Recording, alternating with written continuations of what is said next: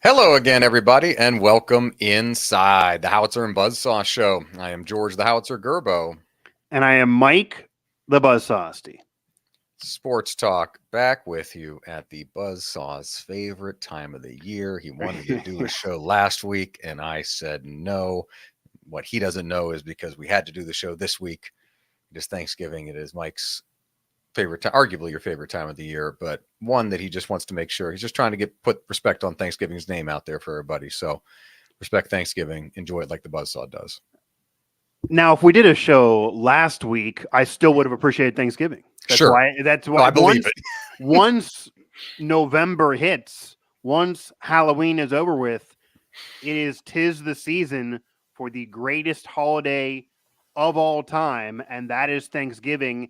And unfortunately, it is also the most disrespected holiday around, where people try to skip it and jump to Christmas or whatever holiday they may celebrate in the holiday season that is not Thanksgiving, but Thanksgiving needs appreciated. And of course, it is about food, family, and football. What's not to like about any of those? And even if you maybe don't like your family for whatever reason, you have food and football. So it's about food, family, and football. Mm-hmm. Most people are okay with all three of those, but if only 2 out of 3 is for you, George, then what better than food and football? If you got to have 2 of those 3. So yes, Thanksgiving is the greatest holiday of all time. It is about food, family, and football. Nothing to complain about there, generally speaking. Certainly not food and football. And it also takes place around a pretty exciting time of year for the sports calendar, too. Yes, we got the turkey nearly on the table. Get all your fixings ready. I got to get a few more things, but it's a nice time of the year. It's a nice little reset to the rare, always midweek holiday, which is kind of nice for people who do have the ability to have some time off work and to enjoy time with friends, family, loved ones, whoever you may be gathering with this Thanksgiving. We wish you a happy one as always, and don't cross the buzzsaw on Thanksgiving or he will come after you. So there you go. No, I've already explained, and I always do to my family, but I already explained to my baby daughter that, hey, we can't get sick on this day. And she generally seems to be a little fussy and in a mood on holidays. So I told her that we're going to leave this holiday alone. You got to be happy on this holiday. We can't be sick on this day. And I've also made it pretty clear that no matter what goes on Thanksgiving, I am going to enjoy turkey. I am going to enjoy some stuffing, mashed potatoes, cranberry sauce, and all the fixins. I am going to have this sweet potato casserole, actually, even though I'm not a big sweet potato guy, but the sweet potato casserole that's almost like a dessert. I am going to enjoy all that, the pies, the pumpkin, the apple, my mother's chocolate pecan pie. I'm going to enjoy all of that no matter what. So I've made that very clear. And anyone who thinks I'm fooling, George can tell the family, he is serious. Like if he has to have this turkey in a hospital somewhere, it's going to go down. So we need to make sure that everybody is at full health, full strength, full vigor, ready to go, mind and body right. and any opinions anyone may want to share with anyone else in the family, you do it on Friday. You do it on Wednesday. You leave Thanksgiving alone and let it be the greatest holiday of all time. Let it be fully appreciated. And then I can be happy. And that is allowing me to go into the holiday season on a positive note by kicking it off with Thanksgiving. And yes, it's kind of a reset of the year. It also kind of slaps you in the face and tells you that, hey, you might have had an Indian summer in the East Coast, but summer's over. You know, we had some fall, but we're going to approach winter, even though hopefully it's not with too much snow, and it's not been that much where I am the last couple of years. But it's that seasonal slap in the face. It is kind of a point of the sports calendar where teams are really getting either into a meat of a schedule, seasons are starting, or college football that we're certainly going to talk about here on this particular show, getting towards the end, and it's kind of clear what's going on throughout the year. So it's important for sports. More importantly, it's important for me personally, and I have yet to hear any argument on why Thanksgiving is not the greatest holiday of all time. Not that I'd be willing to listen if anyone tried to broach it to me. Debates are not welcome. I hope I say I'm not even going to try. I'm not even going to try. Yeah, debates are not welcome. They're also not valid. So again, all respect to the GOAT. And while in sports we always debate on who is the GOAT, nobody can debate that Thanksgiving is the GOAT. I did try to have this guilted to me, though. My wife did try to drop the bomb of, yeah, but with a baby now, Christmas is so magical and you're going to see it in her eyes and all of that. And I'm like, she's going to enjoy Thanksgiving just like I do because it's baby food. It's soft food. But no, there's nothing I can see that will knock Thanksgiving off its pedestal on top of the mountain as the greatest holiday of all time.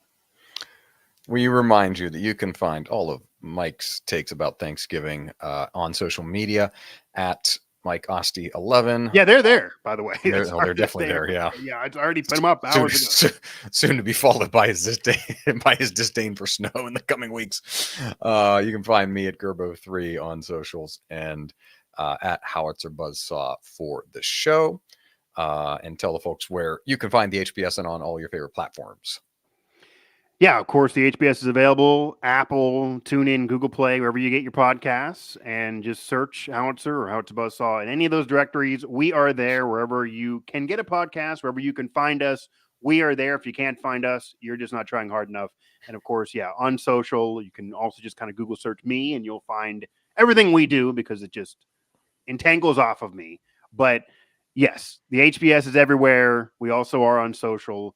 And this week is going to be about Thanksgiving. So follow at your own risk if you're a Thanksgiving hater, or if you're like George and you have a family that tries to disrespect and skip it by putting up Christmas or seasonal decorations that are not about Thanksgiving, then you may not enjoy my takes this week. But they're gold all the time. So I would definitely recommend that, Mike Asti 11. Got all the outside stuff up last week when it was 70 degrees. It was excellent. Oh, yeah, the temperature is fantastic, but it's disrespectful. It's disrespectful to the greatest holiday of all time. Lit up. Can't see it out the window there, but it's out front and out back. We got all the good stuff. Peaceful. Yeah. I mean, and then George gets into multiple Christmases. I did this. This is I can't. I don't like to lord it over people, but that's I get 2 Christmases, so that's why it's probably more special. Shout out to my Serbs out there. Let's get started on this edition of the HBS with another wall-to-wall football episode of the HBS. Specifically, we'll start in college football, which we've come this far now with the most 11-0 teams into the final week of the season that we've had in some time, representing a variety of 4 of the top 5 in the Power 5 conferences: Georgia, Florida State, Washington, and then your 2 from the Big Ten who will collide in another epic edition of the game on Saturday, this time in Ann Arbor, as number 2 and undefeated Ohio State meets number 3 and undefeated Michigan for the essentially a college football play-in game, because the loser will not be in the Big Ten.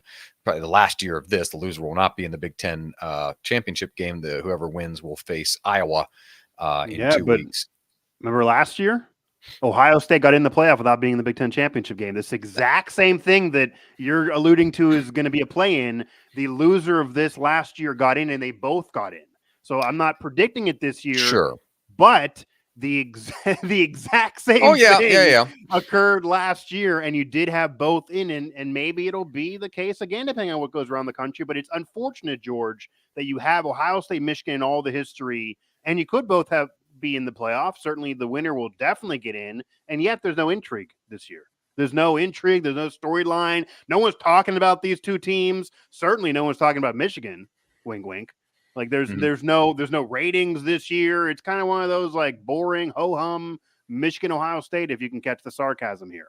Like, yes, obviously, if you're having the highest rated game of a week against Penn State, against Maryland, I'd imagine that when you play Ohio State, you have Michigan off of this scandal, and the people believing that even Ohio State was part of trying to stick it to them, that they're with Harbaugh or not, you're going to have tons of ratings, probably the highest rated Michigan-Ohio State game ever based on what we're seeing this year. The winner definitely in the playoff, probably even regardless of winning the Big Ten championship game. but figuring they would win that. And then maybe even the loser still gets in based on what happened last year. Yeah, the to your point a little bit, the thing that'll make it trickier this year is you've got better teams there at the top, but some caveats here that we'll get into. Last year, same kind of scenario with those top three teams. It was Georgia, it was Ohio State, and it was Michigan. Right. Just happened. And your fourth undefeated team was TCU. Of course, Michigan won the game and then won the Big Ten championship. Right. TCU undefeated and lost to Kansas State in the Big 12 championship game, but they were still granted a berth in. And then the committee took the Buckeyes as a one-loss team over a bunch of two-loss teams in Alabama, Tennessee, and Clemson, who were all in Southern California. So this one is a little different, but to your point, Mike, there's some things that could break here for the winner or loser, whether it's the Buckeyes or the Wolverines. Washington is because you're going to have the loser is going to be a one-loss team, and if you're going to have a one-loss team, and this is the same conversation people have every year, and whether you should care about the beginning of the season or the end or the overall body of work, which I try to preach. But if you're going to have a one-loss team from a major conference that, unlike some others, the winner of this game and the loser of this game is still going to argue a quality win. So even the loser of this game can argue that they beat Penn State, which is still a quality victory, even though they're not Ohio State and Michigan. That's still a top 15, top 20 program that you're going to have a win over and others. And if you're Ohio State, unlike Michigan, George, and we'll get into this, I guess, I would think Ohio State as a loser like last year would have more of an inside track because unlike some other teams in the Big Ten and around the country, they did play a behemoth out-of-conference game against Notre Dame. They did win. Michigan has none of that on the schedule outside the Big Ten. So Ohio State could argue that if they don't get in even with this loss, because their loss would be a very quality loss, a better loss than some of these other teams you're mentioning that are right knocking at the door of the top four right now, then why play Notre Dame? Notre Dame's not a national contender, but that's still a bowl team. That is still a good team. They were a ranked team at the time. That's a game they're going to have to get credit for. So I would think that if Michigan, because of the scandal, obviously, even though the committee still wants them in, voting for them in, as long as they're bowl eligible, they can vote for them, that if Michigan loses, even probably a close game, they would be bumped out just to get off the headache of worrying about Michigan and the scandal and maybe vacated wins in the future. But if Ohio State would lose, especially a close game, I would think Ohio State would actually have an advantage by not playing the next week in the conference championship game. Their resume would be done. They would have one loss to a top-ranked team, would argue the win over Notre Dame, would argue shellacking teams in the conference all season long, and could slide in there still because they also get a bump by being the Buckeyes. I don't think Michigan would get in if they lose, but I think Ohio State could. Michigan's only quality win over Penn State, of course, whom Ohio State also beat. And to your point, in this week's Associated Press poll, the previously number 2 Wolverines were dropped a spot and flipped spots with the Buckeyes after Michigan in their closest game of the season lost by a touchdown at Maryland. So that leads credence to your thought that if Michigan were the one to lose, it would be harder for them to climb back in.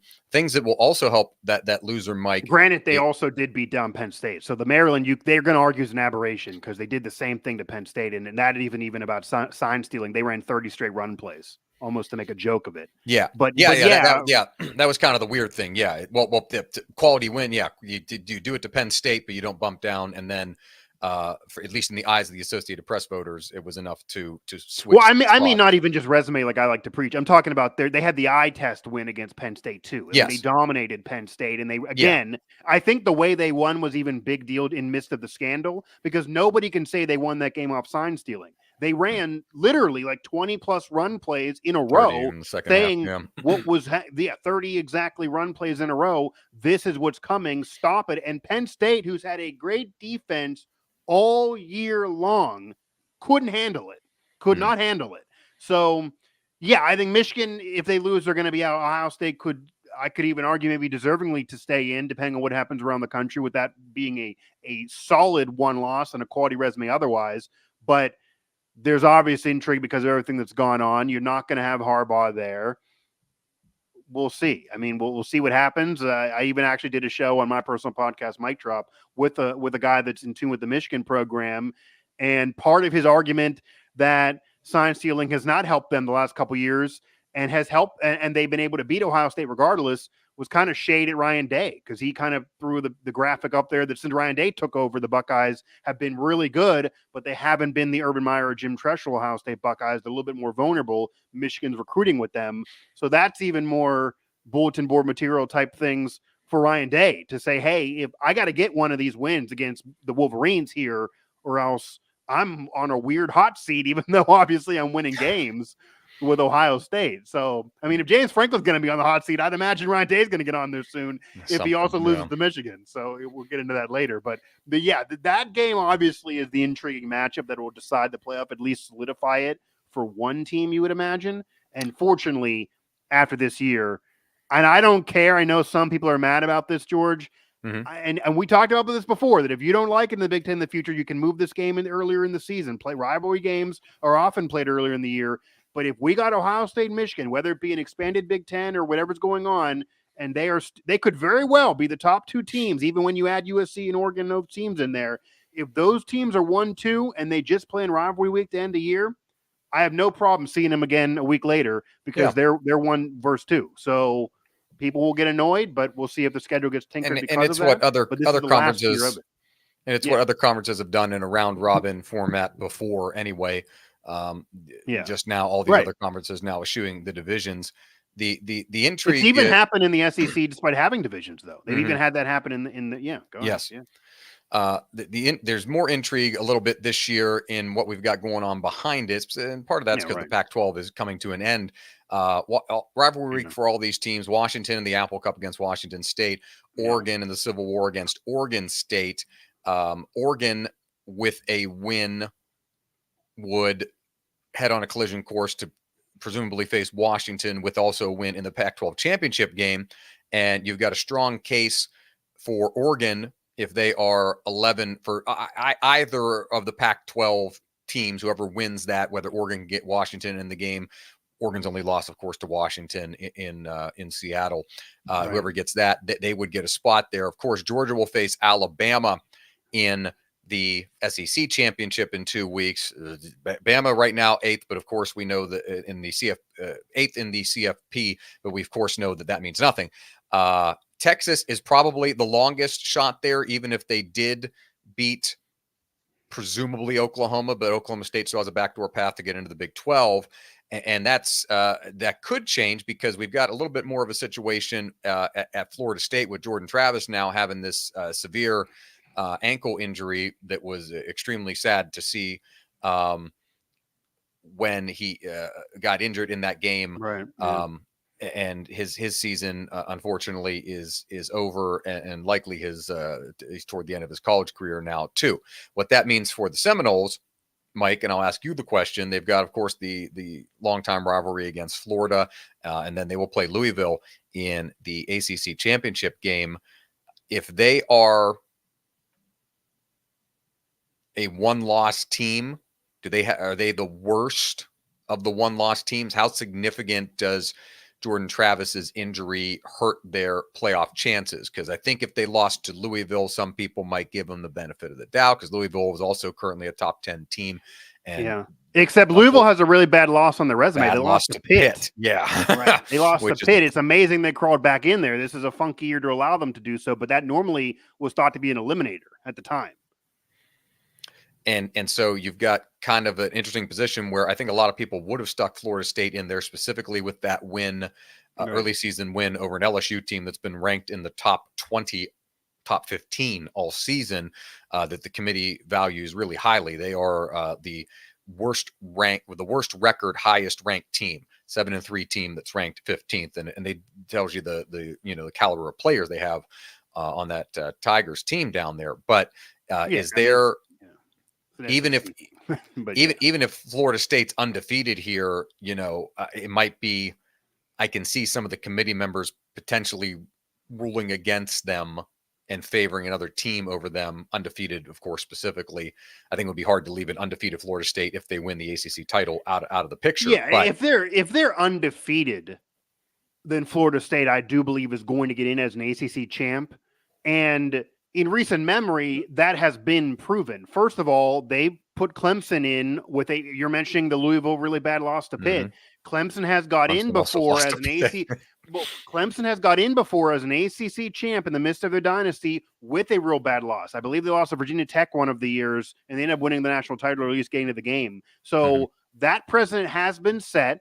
Florida State, you could argue, is maybe just as much of a blue blood as Clemson, even though they haven't been that in 10 plus years. So it's not like the committee would, this isn't like a TCU thing last year where you mentioned at the top, TCU got in with one loss that was a quality loss at the end of the year, which usually everyone thought that was going to ruin it for TCU because usually when you lose at the end, that can hurt you. But they did lose, but the committee could not ignore them despite them not being a blue blood. And normally they wouldn't want non-blue bloods if they could avoid them, even though they had Cincinnati in recently, because they couldn't ignore the resume. TCU had 5 victories that season, including the loss, with teams that were ranked. They had 5 ranked victories that year.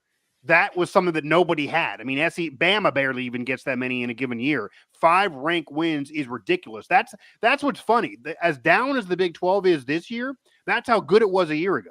So that's why you don't know about predicting the future. But that's how TCU got in despite the loss.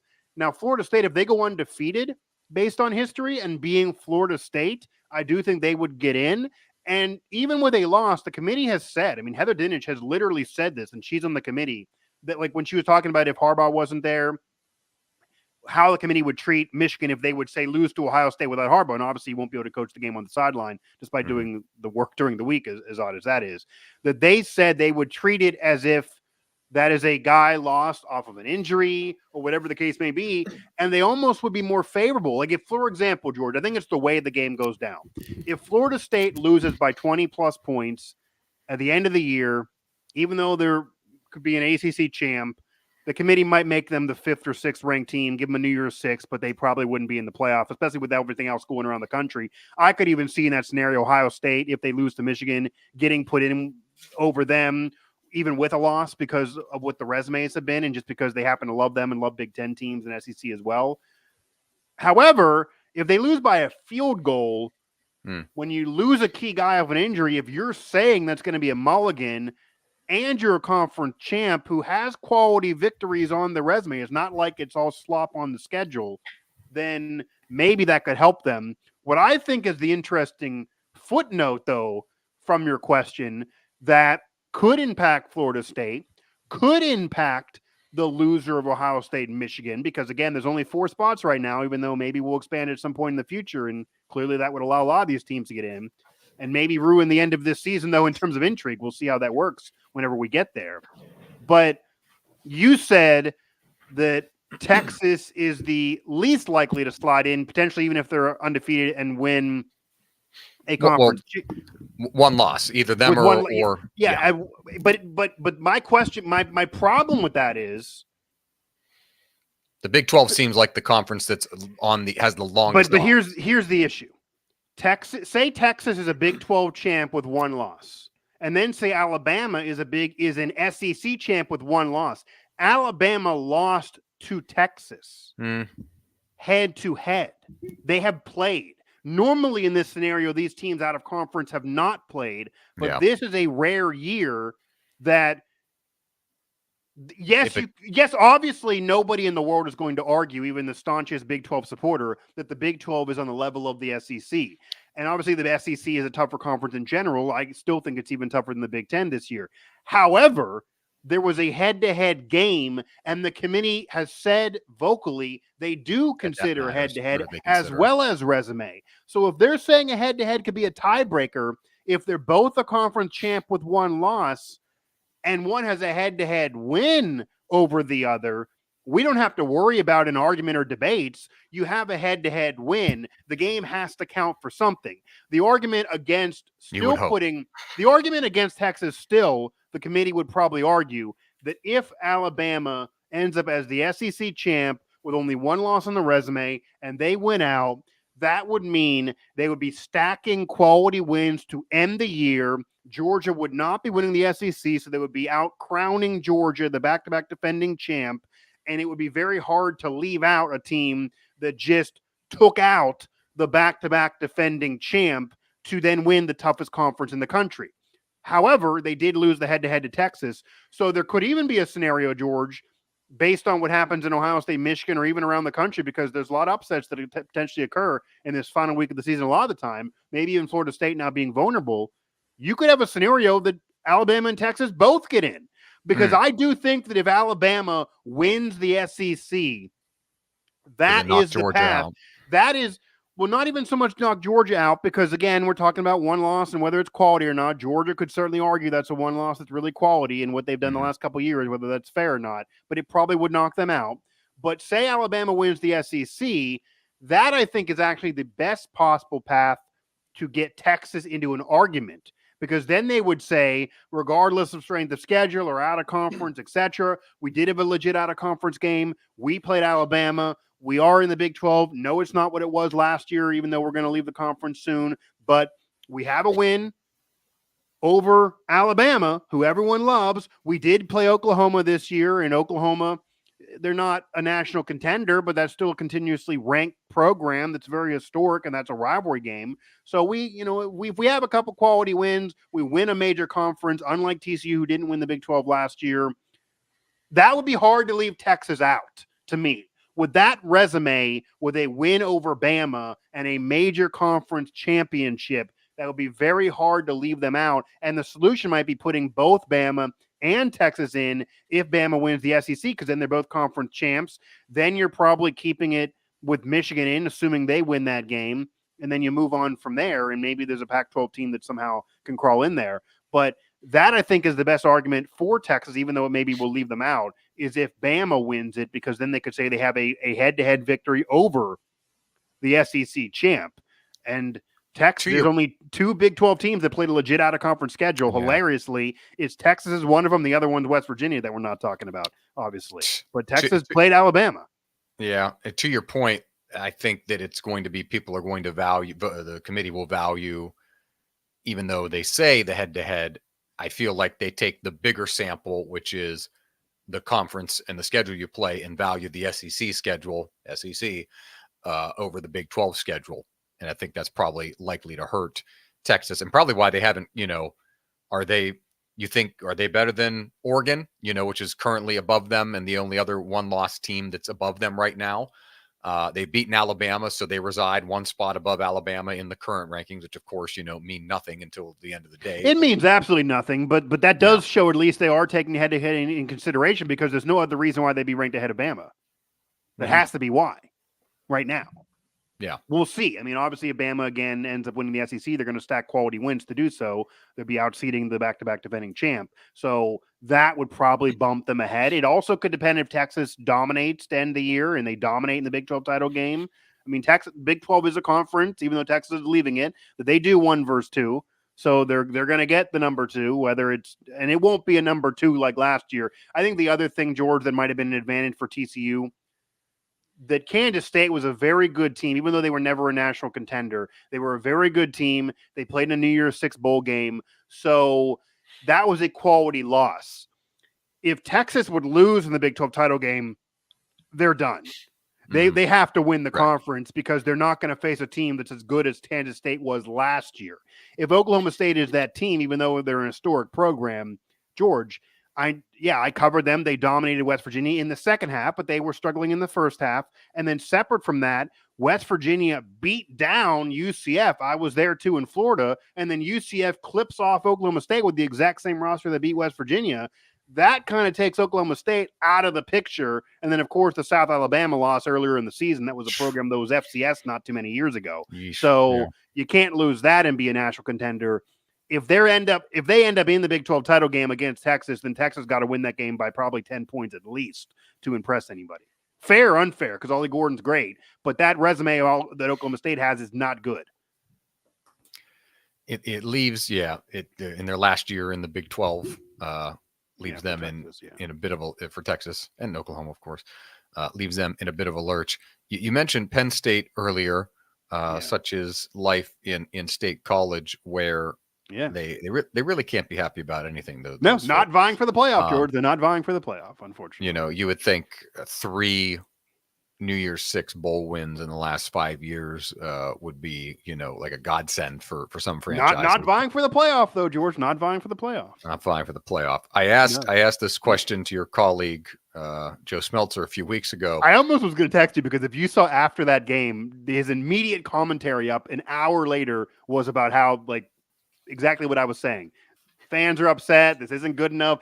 All it was he like led into exactly the conversation that's been occurring. Yeah.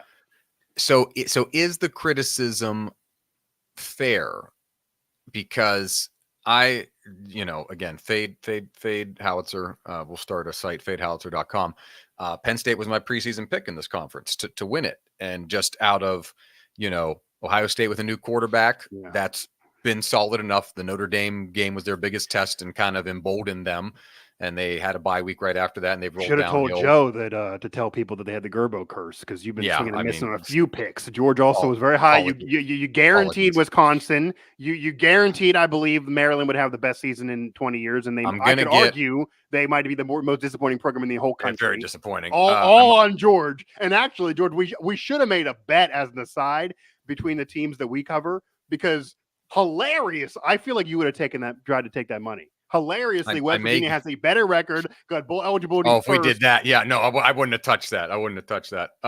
No, I think you would have bet that Maryland would have had a better season, and right now that's not the case. I would have taken some money from George Alex Gerbo. But anyway, Penn State's win over Maryland isn't even anything to brag about. And I actually thought that maybe Maryland could catch them napping on my preseason show. But it didn't. At that point, no, I didn't think Maryland was going to be an 8-win season like some other people, George Gerbo thought. But I thought they maybe could catch like a big upset. If they won the 2 games they were favored by 14 points in, then they would have had the 8 wins. But my question, I could decide that the first 3 wins shouldn't even count. But anyway, my question about Penn State is that do you think the critics, because Smeltzer, who covers the program, of course, things like these people have a standard and everything like that.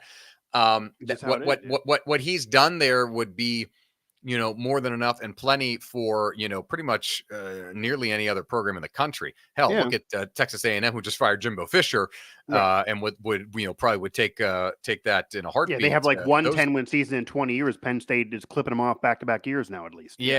And so they're on pace for another bowl, likely the Orange Bowl.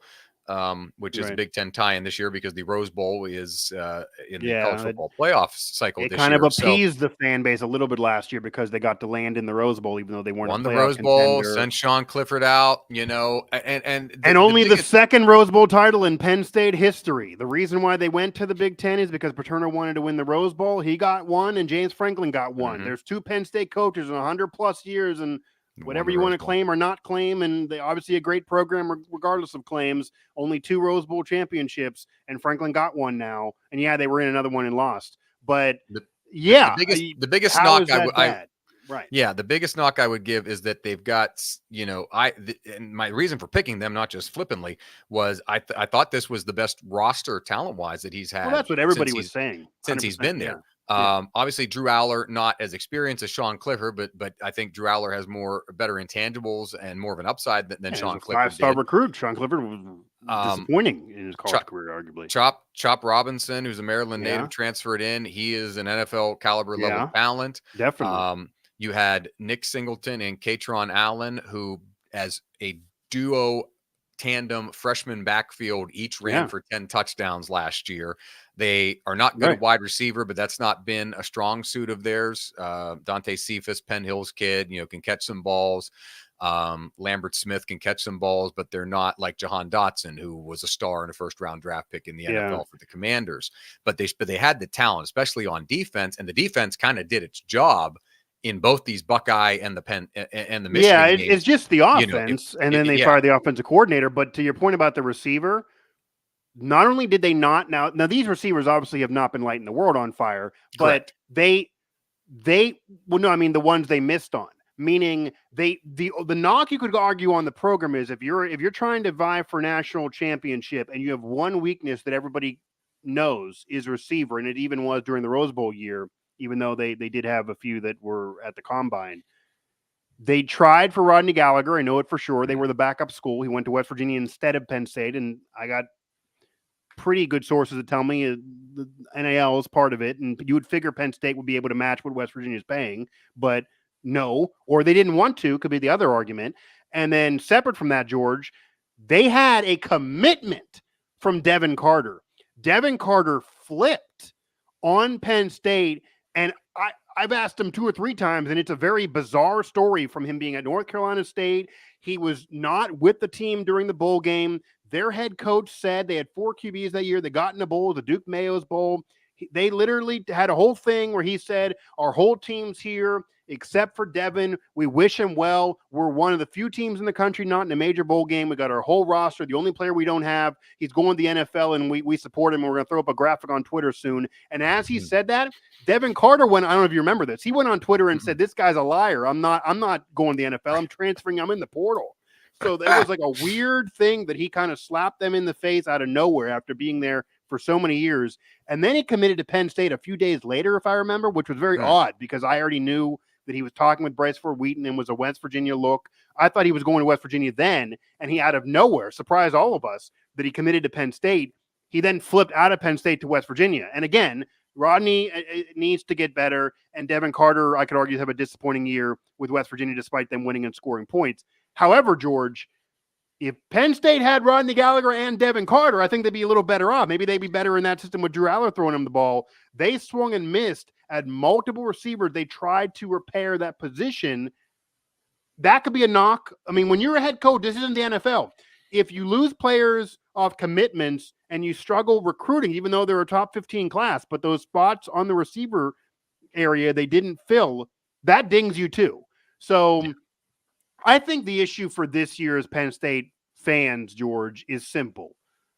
Last year, they were upset they weren't a national contender, and they wanted more than 10 wins. They do feel that that's a program that should expect more. And again, 10 wins is good enough for pretty much any program in the country, including Penn State. Penn State's not even still too far removed from their own scandal. They had the Bill O'Brien tenure. James Franklin took over that program when it was not at all what Joe Paterno had in the 80s and 90s, okay? It took Joe Paterno almost 20 years before he was even vying for a national championship. He had a national championship that was won, but it was semi-controversial because of the SMU scandal going on at the time. He tried to claim one in 94. That's also controversial. Joe Paterno is one of the greatest coaches of all time, but my point of saying that, George, that shows you how hard it is to win a national championship. He was there for like 50 years, has 2 national titles, and I could argue they're controversial. Maybe one of them is legit. So that is how hard it is to win national championships. Obviously, it took him a while to even get to that point. And the end at Paterno, it was like this. It was really good.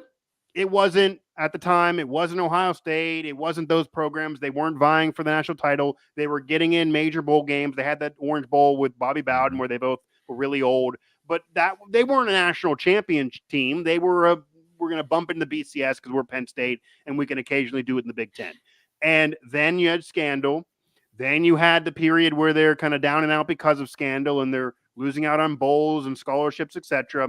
And then James Franklin comes along, and he takes the program from the mud that was not left to him like it was in the heyday of Paterno by any means, and takes them to now where 2016 their fans will forever feel they should have been in the playoff that year. And certainly if it's expanded, they would be in. He took them immediately within those first few years into arguing for the playoff and as a national contender. He had a little bit of a dip after that. They had a real bad season in recent memory. But then last year, back as a national championship type of team most of the year. They wane off at the end. They can't beat Ohio State. They can't beat Michigan, but they end up with 10 wins. They win the Rose Bowl that, again, is an elusive thing in Penn State history. So it kind of appeases the fan base a little bit, even though they do expect to do more.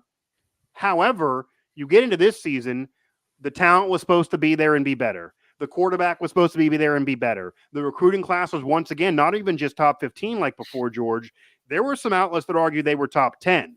This was supposed to be the most talented Penn State team, not only under James Franklin, but I could argue since the 90s in terms of just roster and sheer talent and who you're going to send to the National Football League.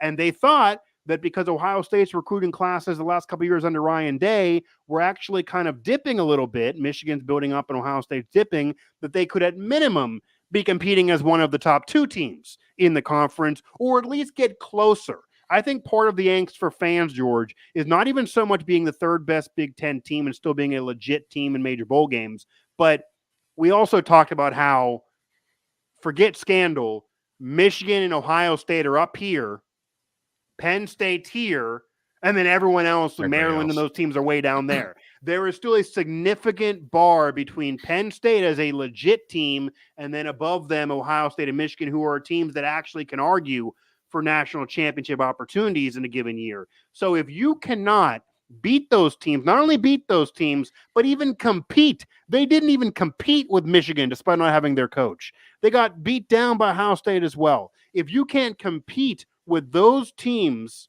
with the most talented roster that maybe that program's had in a long time, with a coach that just won the Rose Bowl that clearly can recruit and has won a lot of games, then whenever are you going to be able to do it? That's one, I think, issue for the fan base, because they argue or also are going to argue that if Ohio State can become a national contender, why can't we? We're a state school with tons of history. A lot of NFL players come here. But, George, I think the other end of this, too, and this is even what argued against Harbaugh prior to building it up the last couple of years, because he was on a national hot seat before this scandal erupted. Yeah. And people argue the sign stealing was happening, and then he got in the playoff back-to-back years, and now we're looking at beat this Ohio season. State back-to-back years, too. And hadn't beat Ohio State in 7 or 8 years. 7 or 8 tries. Yeah, and then now is clipping off victories over Ohio State, is in the playoff. They were in the playoff last year despite losing to TCU, and then this year they're vying for it. Last year win the Big Ten, all of that. And separate from the scandal that some will bring up, part of that has been a recruiting bump and all of that. But prior to that happening, Jim Harbaugh was on a national hot seat. And even though Michigan hadn't won a national title in a while, those fans were saying the same thing Penn State fans are saying now. Where they were saying, yeah, we're at least a bowl team. We're good. Okay, we were 6-7 wins before, which is way below our standards. Now you got us 8 or 9. Occasionally we'll be 10. That's good. We're getting in better bowl games. But we're freaking Michigan. We're the winningest program all time. We've got NFL players and Heisman winners that come here. We should be able to compete with Ohio State and Penn State in those programs and Wisconsin and whoever else. We shouldn't get beat down by Ohio State. We should at least compete with them. They were all upset. It wasn't happening. Now they are, so now they're happy. That's why they're all galvanizing around Jim Harbaugh. This probably wouldn't be the case if it was 3-4 years ago. So Penn State's now in that boat. And I think the issue because people bring this up, George, and you brought it up too, James Franklin has won 80+% of his games. Easy. And it's just off the top of my head, maybe even is more. However, this does go into where I think strength of schedule and what you do out of conference does matter a little bit. I agree, and I've argued to the end, that you shouldn't have more than one legit out of conference game. You should have an FCS game and maybe even a group of 5 game, and you should try to run through it before getting into Big Ten conference play. I agree, even though I make fun of Maryland for doing that and then falling on their face this year. But I agree, Penn State should do the same thing. And Penn State's best out-of-conference game this year was West Virginia, who going into the year nobody thought was any good, but is now a bowl game team and is at least a quality victory, certainly better than Delaware and whatever else they had on the schedule. However, George, using percentages of overall victories or even total wins or even saying 10-win seasons, that loses a little bit of luster to me when you're including an out-of-conference schedule that besides West Virginia this year that ends up as a bowl team, if we're looking the last 3 or 4 years back, Penn State, just like Michigan and everyone else, like it's not like they're the only ones doing it, but they put nothing on the board out-of-conference-wise, right? They won't even play Pitt out-of-conference, and Pitt's been better than they've been in forever the last few years. They dipped this year, but they had 2 or 3 years where they were great. They won 20 games in 2 years. They got in a major bowl game. They won the Sun Bowl. Penn State doesn't want to put them on the schedule. So Penn State puts WVU on there, but otherwise they're playing nobody. And they're, Villanova last year, like they're playing FCS teams or even if their team's near them, but they're nobody on the out-of-conference schedule. So for you, does the weight of him winning all of these games and having these 10-win seasons and the percentages of victory, does that not lose luster when it includes basically no wins against teams that you're not supposed to beat? They're supposed to win out on this easy out-of-conference schedule. And unlike even Maryland, that is a middle-of-the-road program that has to – I understand why they're scheduling nothing out of conference because they're going to be not favored against 3 or 4 teams in conference play. George, Penn State's going to be favored in every Big Ten game and every out-of-conference game except for Ohio State and Michigan. So if you can't win those games and beat everybody else, what are you doing? with a top 15 recruiting class, you're supposed to beat everybody else. They were supposed to beat Maryland the way they did. They did. They took advantage of Maryland mistakes at the end. I watched the game. It was close early. Then it ended up not being at the end. Yeah, but they've done that for years, 3 years but straight now. But that's what it was supposed to be. George, I'm sure that if Maryland would have lost that game by a field goal, you would have wrote an article that Maryland got like a moral victory somehow. Surprised. No, well, yeah, no moral victories, but yeah, it's surprisingly close because they've not been able to keep it close. But instead, Penn State took care of business. That's all it is. They didn't impress anybody. They didn't move up in any rankings. They took care of business. So again, if you can beat everybody you're supposed to beat, but then you never can beat anybody that you're not supposed to beat. Like I believe James Franklin, what is it, like 3 and some teen number against ranked opponents? You can't have that at a major program that expects major bowl games, that has won national titles, that yes, you just won a Rose Bowl, but you cannot only beat up on Cupcake City or teams you're supposed to beat and then always get, not even just lose, but get beat down to the 2 top dogs in your conference and then say, keep it moving. There's a reason why they're knocking on his door and saying he's on the hot seat. He's won 87 of his 125 games that he's coached at Penn State, just shy of 70% winning percentage at Penn State. Do you think it would help? And I think Franklin might have even spoken to this a little bit, which was funny to hear for some Mountaineer fans at the beginning of the season about them scheduling West Virginia as being a benefit, because West Virginia, who they play a home and home with this year and next year, is the only Power 5 team that Penn State has on its schedule until 2027. And would it benefit them to do what Ohio State does and what Michigan doesn't do? And of course, Ohio State maybe has more of these traditional rivalries with some people, but schedule a Notre Dame, schedule a somebody, SEC. Well, when you say James Franklin's old team at Vanderbilt, no, obviously that's not a quality opponent, but just that would be like Maryland scheduling Virginia. I would destroy that if they scheduled Vanderbilt. I would not agree. No, that would be crap. But schedule. I throw it in there just for fun. But schedule somebody that Tennessee. Doesn't have to be Bama. Well, when you say would that be better for them? For Penn State I need it clarified this way because I got 2 answers for you. Does it prepare this team to better face the gauntlet that is Ohio State and Penn State, or Ohio State and Michigan to them, if they play early in the season a team that they're not used to seeing, that is a quality team from a Power 5 conference like Tennessee? And I've heard Ryan Day and even Urban Meyer before him. Yeah. That is the argument that Ohio State doesn't have a rivalry with Texas. Ohio State has made that argument that the reason why they're comfortable scheduling a Power 5, but they don't have rivalries with them, despite them being a historic program. There's no Texas-Oklahoma rivalry with Ohio State. So would they have literally said, Ryan Day even said this on McAfee's show earlier this season, the reason why they do that is, as you're saying, that even if we lose, if we can compete with that team, we can play with anybody else in the country. And generally speaking, that team is very good. Sometimes they miscalculate, though, and then Notre Dame has not been great, and they have it on there. Yeah, and then as I've said before, that Virginia Tech beat them once, the Buckeyes too, when they played Virginia Tech. Yeah, but that was a year that Ohio State won the national championship, and that was a year that you could argue they shouldn't have got in the playoff, but they did get in because of a lot of chaos around them, and they had a really bad loss, but they did overcome it. Yes, they got in and won that. That's their last national title. Actually, is the year they had their worst out of conference loss, which again kind of indicts whether they should have been in or not. But I won't relitigate 2014. But that's Ohio State's argument. However, the reason why I say there's 2 answers to this, George,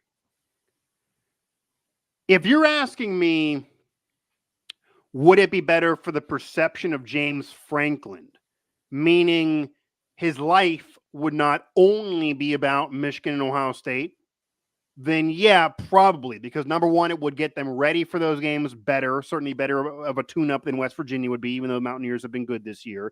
And separate from that, if he got that win and then lost to Ohio State or Michigan or even both, at least his record against ranked teams and those things would be better. That would get some of the fans off his back. However, if you're asking me, would it be better for the program, then no. It's the exact same reason why I don't think West Virginia should schedule out of conference as hard as they do. It's the exact same reason that I actually think Ohio State probably shouldn't do what they're doing, because if they didn't do what they're doing, they would be walking into the playoff every year than having to worry about at the end of the season.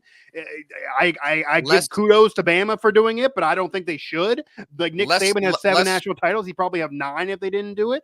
I don't think in terms of the program. Let's program then, and then but you're better off just winning. Does it? Okay. Yeah. Better off to just win than to be prepared, regardless of it, whether it's a win or a loss, for what could come down the road in the schedule in terms of a tougher opponent. Here's the other end of it, George. Here's the other end of it. If Penn State would do that. Now, number one, by the way, the only defense I'll give to Michigan, and maybe this is because this was given to me by a guest recently, Michigan did actually have Washington and UCLA on their schedule for around this chunk of time and then into the future, but they lost those games. They end up getting canceled during kind of like the COVID mess.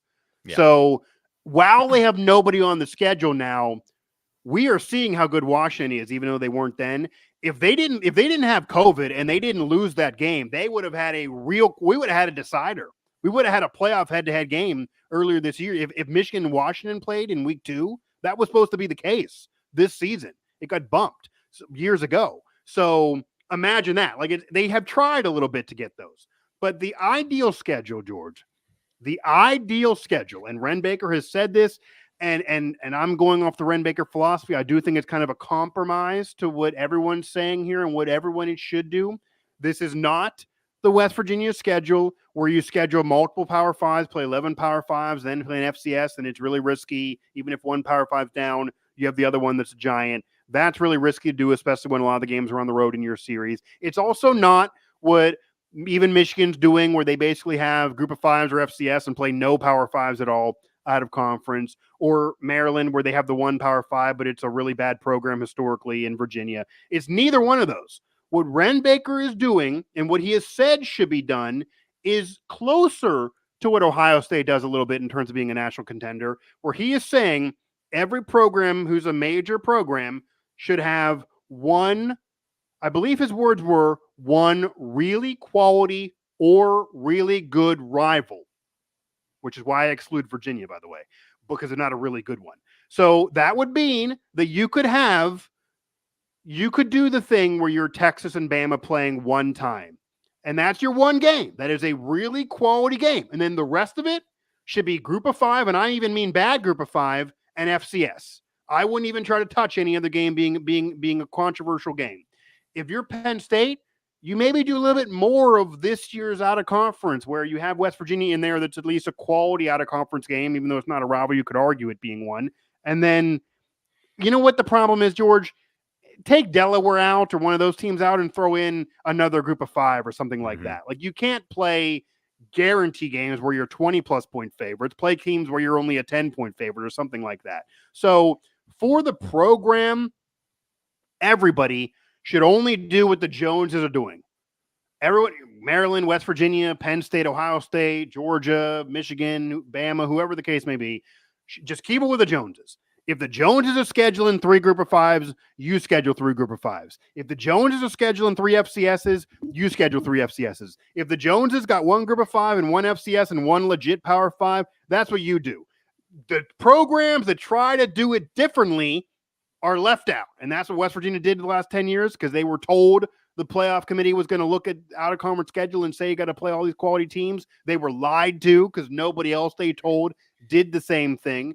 But if you're Penn State, you could do the argument about tuning it up. But then you know what I would do, George? Instead of playing West Virginia, maybe play Tennessee or a program that's like a little bit better. But the other games can still be winnable games for you, because then imagine the fire that would come to Franklin if he had a 9-win season instead of a 10-win season. Like, if 10 wins not acceptable, imagine winning 9. So the win total does matter, but the win total also is tainted when your out-of-conference schedule's crap. So at least they had West Virginia on the schedule this year. But I guess, to put it bluntly, it's kind of funny this is happening to Franklin in a year that their out-of-conference schedule is actually harder than normal, because the Mountaineers have become a bowl team. So they did actually have a legit Power 5 on their out-of-conference play. Like, the West Virginia being a 7-8 win team really helps Franklin and Penn State out a lot. Yes. Oh, yeah, it does. It turns into a quality win, and they get the The weird benefit, not many people talked about when divisions were eschewed, that as Penn State being a team that benefited, but they have, Right. because they are unrivaled, as they like to say in state college. They do not have any of the protected matchups. So their schedule varies from year to year. So they play Right. a home and home against Ohio State in the next 2 years, no Michigan. And then 2 years later, they'll play a home and home against Michigan, no Ohio State. So they only get one of those teams on the schedule as opposed to having both of them. Right. And then Over you the course better of the win next 11 games if you're 4 James years. Franklin, and you know what the argument will then be, George? It's almost like he can't win, though, because you know what'll be said then? One loss Penn State is one loss Penn State in a 12-team playoff. And then you Well, start no, talking I about mean, that. if there'll be either, you know what, there depends on what the out of conference schedule is, even though Nittany Lions sit at 12 right now, and they would be in the playoff. Granted, they'd be the last team in. Oh, George, they are the one program that if you look at the last, they would be benefited by the expansion. Oh, by far. If you look at the Yeah. last 6+ years, even the whole totality of the playoff, they would have been in a bunch of times. Yeah. If we went to 12. Mhm. They would have been in a bunch of times. The 2016 year wouldn't even be an argument because they both would have got in. They would have got in. Yep. So, yeah, if you expand, that would certainly help Penn State. But let me put you this way, George. If they can't beat Ohio State and Michigan, even if they expand the playoff and let them in this year, Then how are you going to convince they could meet them the again in SEC? the playoff? Like, if you're Penn State and you're in the playoff, and then you're facing the number 3 seed Ohio State Buckeyes, why am I convinced you're going to win the playoff game? Or against an SEC team. Like, they can't beat those teams. But yes, when you only face one of them, that maybe could help them out. Unless, George, I'm sure you'll be annoyed by this, but maybe the fans will sit there and say, yeah, you got 11 wins this year after winning 10 in the past because you only played one Ohio State or Michigan. If you played both, you'd lose. Like, it does feel like James Franklin can't win, but the overall wins and the win percentage doesn't work for me when you're out of conference schedule and your overall schedule is not that hard outside of those 2 games. He is the one coach in the country, George, that he does not really have any quality wins against any programs he was not supposed to beat. He went in favored by 20+ points against West Virginia. Yes, they won, and the final touchdown in 6 seconds left is how they covered the spread, or they wouldn't have covered it. And yes, West Virginia is a quality team, but he was favored to do that. He was supposed to do that. It's hard to give kudos to do what you're supposed to do, and then when you're not supposed to do something, you don't even not win and get the upset, but you just look bad and get embarrassed. Penn State, Manny Diaz was doing the whole video about signs and I'll give you 2 and do this on his arm. And then 30 straight run plays up his you-know-where, and he couldn't stop it. So, like, how can they argue anything about that game? Penn State should withdraw any of their complaints. They got embarrassed. That was an embarrassment. It wasn't just a loss. That's, I think, the problem for the Penn State fan. So I guess to end the Penn State talk, I will ask you this. And maybe there's a chance because of how the schedule will open up. If we agree, reasonable or not, the Penn State fan will never be happy unless they're a true national contender, and that means 10 wins might not be good enough because you have enough quality teams in the Big Ten that you can win 10 and not be a playoff team, even with it being expanded potentially. Will Penn State ever be back to being a true national contender in that mix, or is this the best of Penn State and the fans need to come to terms with it? This appears to be the ceiling because I'm not sure how much more. So then how much longer does James Franklin stay there? Does he leave or do they fire him? They will not be okay with this being the ceiling for the rest of time. They're going to eventually let him go off of what you're saying then. And then I'm sure another college will pick him up. But has Franklin made missteps on the offensive side with the coordination? Yes. And obviously fired the coordinator this year. Manny Diaz is up for assistant coach of the year. He'll be gone though. He's going to get a head coaching job. He's going to get a job because that defense is excellent. Right. And then you're in some trouble if they can't sustain it. But man, it really, A&M, I bring back A&M again. A&M had the number 1 ranked recruiting class, and look what that got them. Yeah, it doesn't guarantee you. No, it does not guarantee. Penn State has had tremendous recruiting classes, and their play individually as athletes on the field backs that up. But if you can't put it together to result in the wins, then I don't know how in a portal NIL era, they'll still recruit players. He does a tremendous job recruiting, especially in the DMV and in Eastern Pennsylvania. But at some point, you're now faced with Southern Cal, which say what you want about how bad the defense is, but Southern Cal is Southern Cal. Washington, and they're going to showing you recruit offensive players. So you're Yeah, looking for offense. yeah. They're going to recruit against you offensive Yeah, players. Washington. I believe that we'll see. Of course, it'll bear it out next year. Fade me on this now, a year in advance, if you want to. But I think the addition of Washington, Oregon, and You don't got Southern to do this to California. these teams. Don't give a pick right now, George. No. Before we even kick it off. Writ large pick, and if I'm wrong, I'll be wrong. The addition of Washington, Oregon, and Southern California will be a problem for some of these traditional teams in the Big Ten. Well, yeah. Sure. In terms of the way that they run offenses out there.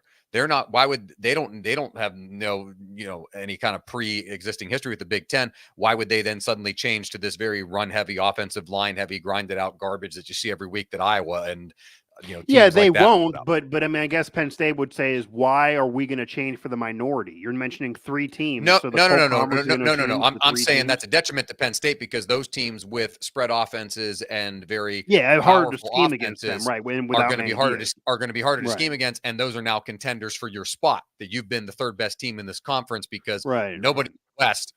Even forget Iowa. They're 9-2, but it's a god awful football to watch. Penn State has been running these, grind it out, and let's see if we can get a win over Ohio State and Michigan, and they can't. And now here comes. But even if we didn't have divisions the last 5 years, George, they still would. All over the place on you. But I think the problem with fans would have is because you could argue that if division format hurt Penn State because they're the 3rd best team in the conference, but Purdue was in the title game last year. If they can't beat Ohio State and Michigan, 2 teams, they still wouldn't have been in the Big Ten title game the last 5+ years without divisions. It would have been freaking Ohio State, Michigan every year. And now, to your point, and maybe to the detriment of Franklin, they could arguably be the 6th best team or 7th best team in this conference. And if Texas A&M, and I do think Texas A&M is unreasonable, but George, to your point, if Texas A&M is going to say to Jimbo Fisher, and it was even in the statement kind of, and the donors have said this, we agree that we're not, this isn't the Junction Boys here, and the SEC is very tough, and we only have one 10-win season in 20 years.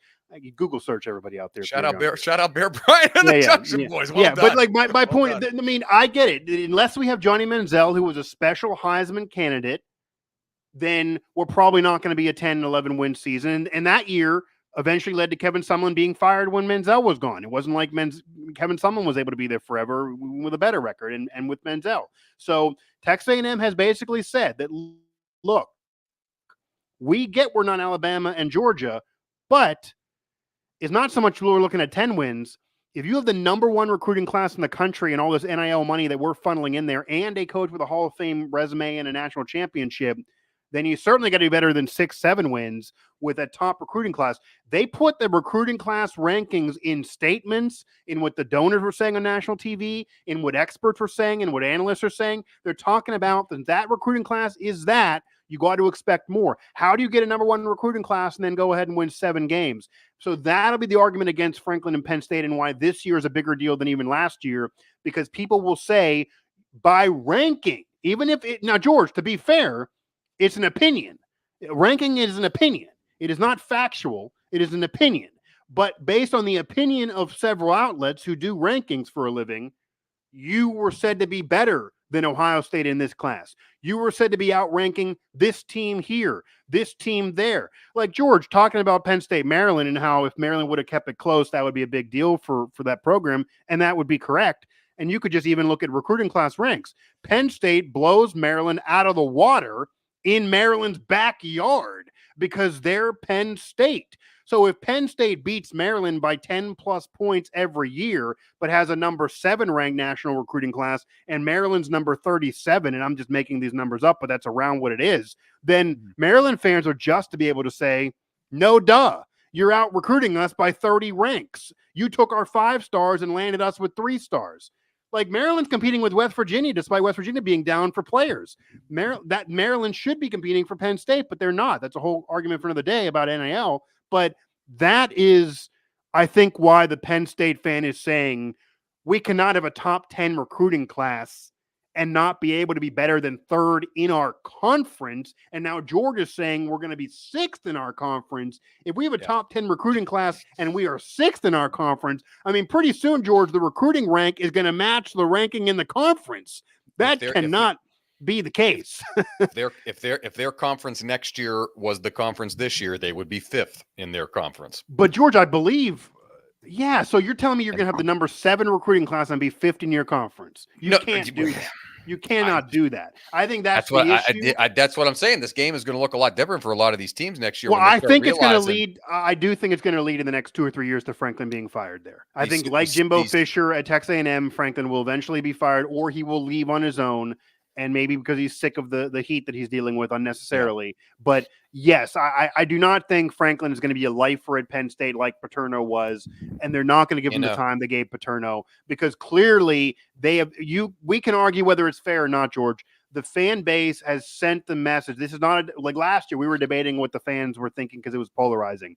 It is pretty clear now. It is about 80%. 10 wins is not acceptable, and about 20% that are being reasonable. So this is not a debate anymore. The fan base is saying that if you are only able to beat everybody except for Ohio State and Michigan, you can't beat those teams that we do feel are rivals to you, even if they don't reciprocate and the conference doesn't recognize. And now you can't beat future Big Ten teams, and now you're a 9-win team instead of a 10-win team. That is not going to be acceptable to the Penn State fan base. We're going to do this all over again every single year, and I think eventually he'll either get fired or part ways, and it'll be the Jimbo story. They'll say that we know the resume is good, but the recruiting class is this. You can't have a recruiting class like that and then have this be the result. That's the negative end of recruiting like that. Then that sets the standard. I mean, in a 10 to 14 team conference era, you've got 2 to 3 teams that are elite or at the top of the echelon. When you're in a 16 to 18 team conference era, that number is going to increase, and it's going to increase. Big Ten next year.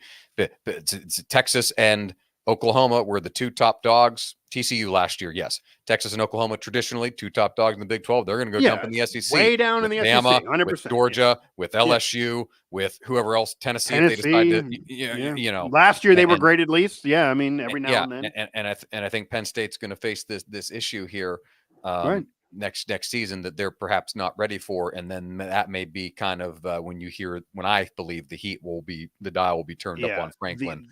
The only way there's a saving grace for Franklin, and this may happen around the same time, this is part of expansion, and I do think this is part of what these programs are thinking in their mind, that, okay, we're going to be in a conference where we went from being 1 or 2 as a brand to now even being 3 or 4 or 5 or 6, even competitively worse.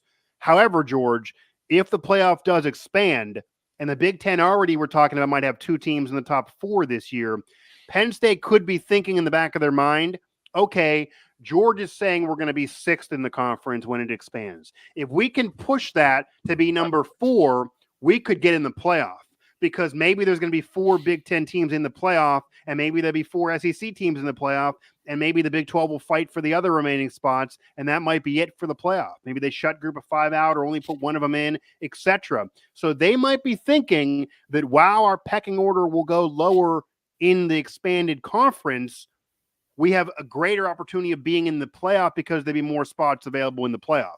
You get what I'm saying? So that actually might be that is a saving grace for them, that if they're 6, they're done. But if they can get up to 4 or 5, they could vie for ranking 11 or 12 every year and knock on the playoff door. Mm-hmm. It might not be what the fans want, but as we're seeing here, they're right there in that top 15, even though they can't beat Ohio State and Michigan. If they're doing that again, in an expanded playoff, if we go from 8 to 12 ever in the future, or even if we settle at 8, maybe they could get there eventually. They have a better chance if we expand the playoff. But if the playoff does not officially expand, they're toast. I mean, a lot of teams are toast then.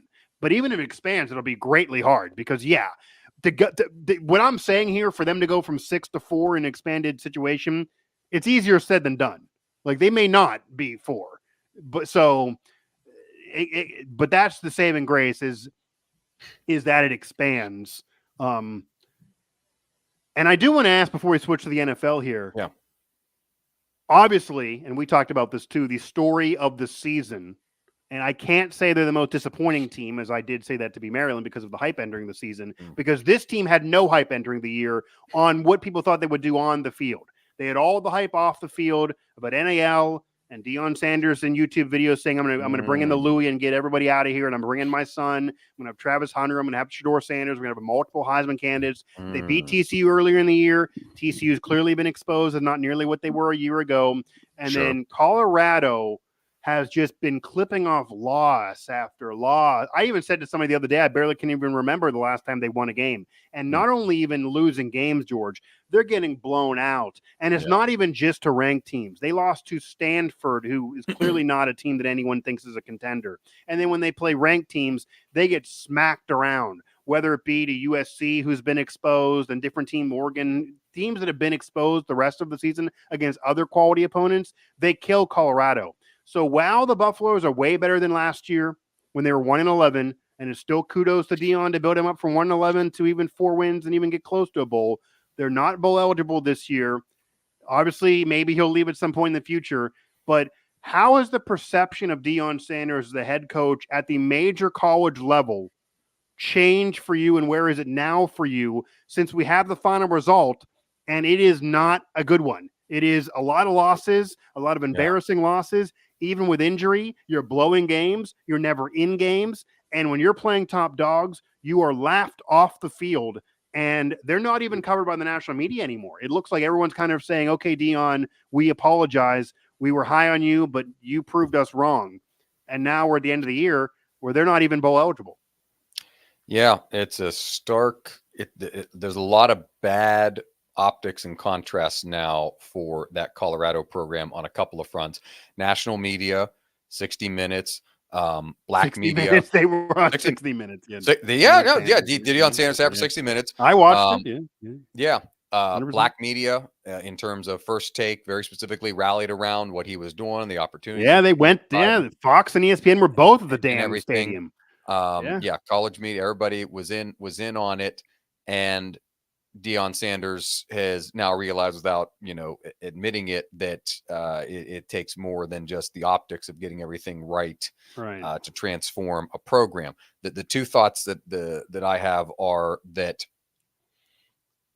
changing all of the parts out through the transfer portal, I believe the number got up to 80 different. It was over 80 players. Yeah. I think it was 87, 83, something like that. And the roster is like 89 in most college football teams.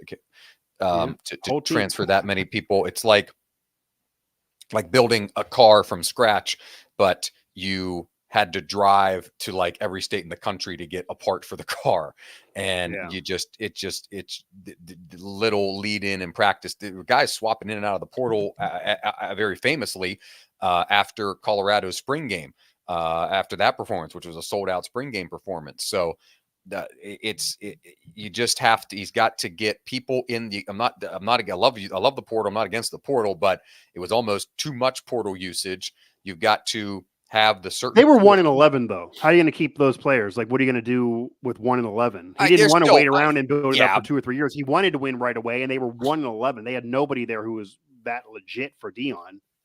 For Deion, fair. My second point is the other team that was 1-11 last year, that did not win a game in the United States of America, was Northwestern, whose coach was fired before the season started due to a harassment scandal. And now, with an interim coach that has now been made permanent, they are, with 1 week left in the season, already going to a bowl game with 6 wins. So obviously a coach who's done coaching for a long time.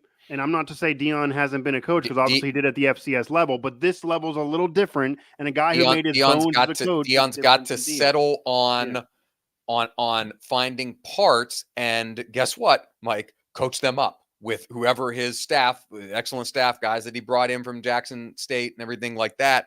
You've got to find guys that you think can, even though it might not be the 5-star and the Louis and whatever, you've got to take the Samsonite. It's hard to convince that, because we just talked about in the last segment that the reason why expectations are high is because of a recruiting class with 5 stars. And now you're saying you don't want to get all the 5 stars. You want to coach up some other ones. That's hard to put your mind around if you're a college coach. I get it, but I'm saying for continuity's sake, you can't have 87 guys brand new in a program. What if they all want to come? What if all 5 stars want to come? 80 great. Plus of them? great and fine places for them to work, but college football still, and football as a team sport, is still going to rely on some continuity from year to year, even if guys come and go. What he needs to, I know you want everybody to be Louis, you need to take some Samsonites, and turn them into Louis. Some average. You need to have average pieces of luggage that have wheels and can hold clothes, and make them into luxury pieces of luggage. But that's what coaching is supposed to do. Why? Yes, true. He's got to coach. However, if somebody said to you, George, you're going on a trip, and I'm going to drop off 2 pieces of Louis luggage, or you could have a Louis and a Samsonite, are you really going to say, no, I don't want the 2 Louis, I want a Louis and a Samsonite? You're going to take the 2 Louis. Even the Louis can have a wheel come off of it and break. They're 19. But you're still going to want to try out with the Louis first, right? You're still going to want to guess with the Louis. They're 18 and 19-year-old kids. Find the ones who have the talent to play and compete at this level, and find his son Shadur is elite.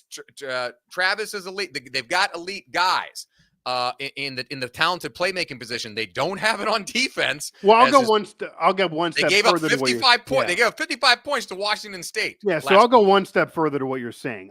It's going to be hard for any coach, obviously, to turn down 5 stars because you want to build continuity. But I do understand what you're saying, as obviously no team has, and we're including the NFL too, George. This isn't the NBA where you can have super teams and you have the Heatles with LeBron, D-Wade, and Bosh. I cannot think of another team, and this includes the early 90s Cowboys, etc., that have had a team where it is 5 stars every position. There's going to be somebody that is a feel-good story, that is a late-round draft pick or something. I mean, Tom Brady on the greatest dynasty ever was a late-round draft pick. It's not like he's a 5-star. You're not always going to have 5 stars. And I do agree that there's a risk of chemistry and continuity. They still got to learn. They still got to be coached and learn. And coaching is part of that. And obviously there's an indictment of Deion as a coach at the major level, despite doing it at the FCS level. And by the way, which we got to bring up here, which no one brought up before, yes, he won at the FCS level, George. But you know what he did at the FCS level? He's on my television selling almonds right now. I'm sure he is. And it'll help the 5-star recruitment of the NIL deals next year. However, George, you know who Deion was in the FCS level? He had the James Franklin resume there. He was losing the big games. He was losing bowls. He was winning a lot of games against nothing, and then would go to the big game in the bowl and would lose. So again, Deion did a great thing for HBCUs, and I think part of what you were saying earlier is, and the whole Deion thing, Deion does do more good for your program that has nothing to do with the win-loss record. Deion coming to Jackson State saved the program, saved the city in the midst of natural disaster. He did a lot for HBCUs, putting all those programs on national TV. Even the programs that hated him were benefiting from him because their kids were on national TV and had Stephen A. Smith there. That would never have happened without Deion Sanders. I could even argue the Stephen A. Smith going to those schools now was because Deion was doing it big in the HBCU before, even though Deion's no longer in the HBCU. Deion put all that in people's mind and set the wheels in motion to respect an HBCU on a national media level more than ever before. Mm-hmm. When we were growing up, the equivalent of Stephen A. Smith would have never been in an HBCU for game day. Yeah. Never would have happened. They're doing it now because of Deion, even though he's no longer coaching there. That's all because of Deion. And then Deion goes to Colorado, and they go from 1-11 to people remembering the history of the program that's 100 plus years old. People are remembering the early 90s. People are having it be, there was literally a weekend, and I cannot think of another example of this, where not only did game day go, but so did Fox. You had competing national networks at the same game. I can't even believe they had enough room to put the day. It must have been awkward. You're having Stephen A. Smith and Skip Bayless like walking into each other doing competing broadcasts for their talk shows. So that occurred because of Deion, and that brings money, that brings limelight into you, that'll help you in future years recruiting. All of that. LeBron James is not going to talk to Shedeur Sanders and do commercials with him unless Deion's the coach and Deion's his father. Sorry, that's true. So that is because of Deion, and Deion does have the resume, as I could arguably say, and maybe even definitively say, the greatest athlete of all time. One of certainly, and definitely in this modern era. So these kids' father, Pro Football Hall of Famer, individual, also team success, obviously played Major League Baseball too, played in a World Series as well as playing in a Super Bowl. I mean, the guy owned Atlanta for a time when he played on both pro teams. That stuff's never going to really happen again. And that was Deion Sanders. So I mean, Neil Brown, who I cover West Virginia, he told me the reason why he's intrigued about this is because he grew up with Deion, was his favorite player. Like, that's the era. A lot of his contemporaries watched Deion do the thing in the early 90s with the Falcons and how that was covered, and they're all Deion fans. And, now people are speaking out against Deion, but the Narduzzi's of the world, those coaches, if they could replace Kenny Pickett with another Heisman candidate, I'm sure they would love to do so. They brought in other transfer QBs, did Pitt, and they weren't nearly as good as Pickett. If they could have replaced Jordan Addison with another Blitnikoff winner after he left for USC, I'm sure they would have loved to do so. Instead, they had to build it up from the ground up, from the next man up, and they haven't been nearly as good. What Deion's doing is saying, okay, you leave, I'll bring somebody else in that's equally as good as you. That's the way of the world today. I do get doing it too much hurts the team, and you do have to coach them up.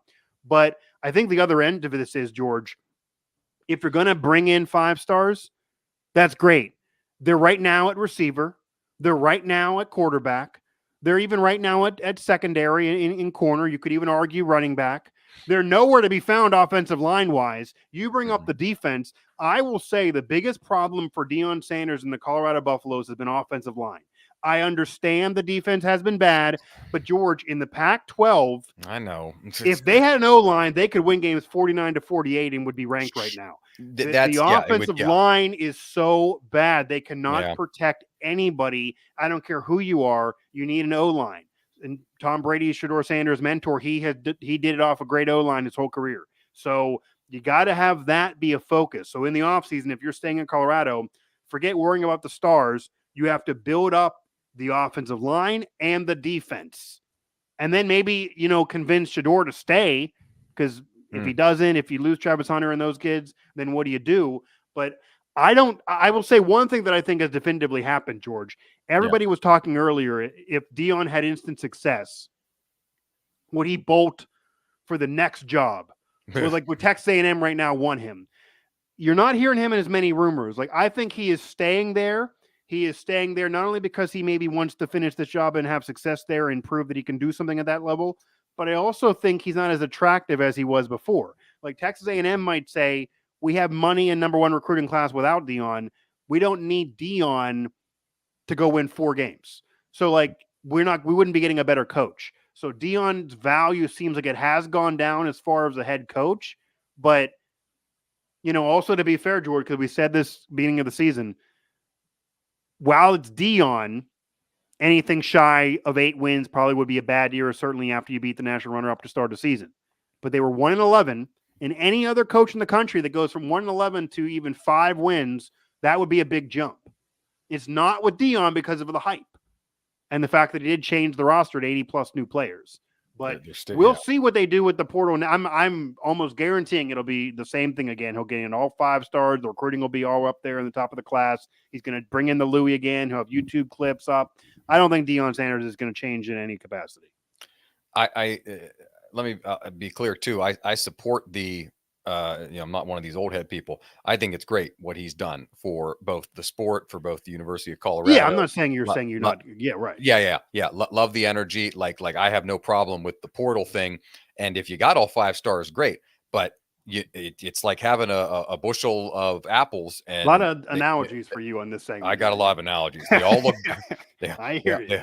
They all look beautiful, and then you pick one up at the bottom, and it's got mold on it, like all the I know, and then and that's the second part of it, where, and I don't want to talk down on HBCUs, but it's obviously this is a higher level here in the FBS, and you can't, what you might have been able to do down there, it needs to translate here into coaching, where But they did it in the beginning of the season. Shedeur was good in the beginning of the year.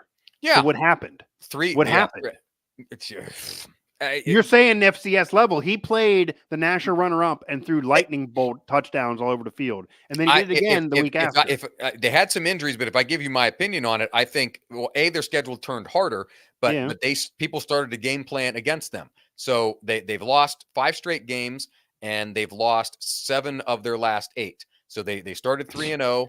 The big test. Yeah, I know. Think of it. Yeah, just They put should it have in beat those terms. Stanford at least, though. I mean, come on. The Stanford ones, the ones that are going to look real bad. Yeah. Yeah. And could have got them to bowl eligibility. The Oregon, obviously they lose 42-6 to Oregon. The Southern California game is the exact shootout that you're describing, 48-41. They lose to Southern Cal, and Southern Cal season has taken a weird turn now. Yeah, that looks really bad now. Yeah. Beat Arizona State by a field goal, and then the next week they're up by 29 against Stanford, and Stanford comes back to beat them in overtime. That felt like they never could get over that. Like that ruined the year, is what that felt like. Because everyone kind of gave them a mulligan for Oregon and USC. I think if they would have went through this year with 7 wins and had those quality losses, because it was a very hard schedule with ranked teams this year, I think the conversation would still be, wow, look at what Deion did. They're not a national contender, but 7-8 wins with that schedule. First year in, wow, Deion. But then you lose to Stanford. No, when you and I talked about it in September, like we were, I believe, measured about it. Like, okay, I don't think they're going to be in the playoff. Or I think we said like 7 wins. Yeah, you projected as a bowl team. Like, hey, they got tough games. They got Colorado, or they got Oregon, they got SC, they got Utah, but there's still 6 wins on the schedule, and there were. But they lose by 3 to Arizona, who's now ranked. Washington State blew the doors off of them, and now fade me again. They're going to lose to Utah on Saturday. So Utah's looked vulnerable a little bit, but yeah, it's so they're going to end up with 4 wins this season. So obviously an improvement from 1. But my biggest point is just that when you go through the season and these results are so stark, and specifically 56-14, short week, whatever, Friday night against not even in the game against the Stanford game. They're close-ish on these other ones. I know you said offensive line, and yes, that is a big part. It's coaching and it's getting players understanding how to stop these offenses, and that's when you give up these amount of 48, even regardless of what they scored, last 8 games, 42. 48. No, I know, and I don't want to belabor 46. The Colorado topic here, but I also, just to defend Deion, you could make an argument, George, that if this was anybody else, and part of this is self-inflicted in terms of the hype. Again, he had a YouTube clip up where this is not an exaggeration or me trying to be the buzzsaw here. When he got the job, he sat in the auditorium, told the players who were on the 1-11 team, guess what, guys? You need to listen up. But guess what's going to happen? I'm going to bring the Louis in here. And that told me he was looking a guy in his eyes and saying, I am getting rid of you because you are not good enough. I could argue, George, as much as Deion's done a lot of great things, and I support him too, I could argue that if that was anybody else, the conversation the next day would have been, that was disrespectful. It was not for Deion because the national media is deciding to love him, even if the public maybe does not. They are embracing Deion as one of their own. And this is not even just Stephen A. Smith and African Americans. This goes to the Mike Greenbergs of the world. And I mean, you can't get whiter than Mike Greenberg, and he's out there supporting Deion. And that's a joke, obviously. But the point of it is Deion has been widely supported. And I get why. He obviously brings them a lot of money, revenue. He has a cachet. It makes a lot of sense. However, if that would have been Neil Brown off a 5-7 season, so that's better than 1-11. If Neil Brown would have walked into a room after 5-7 and said, "I'm going to bring in the Louis, you're trash," everyone would have said, "You got to fire this guy. Who does hell you think he is? His resume is not worth it."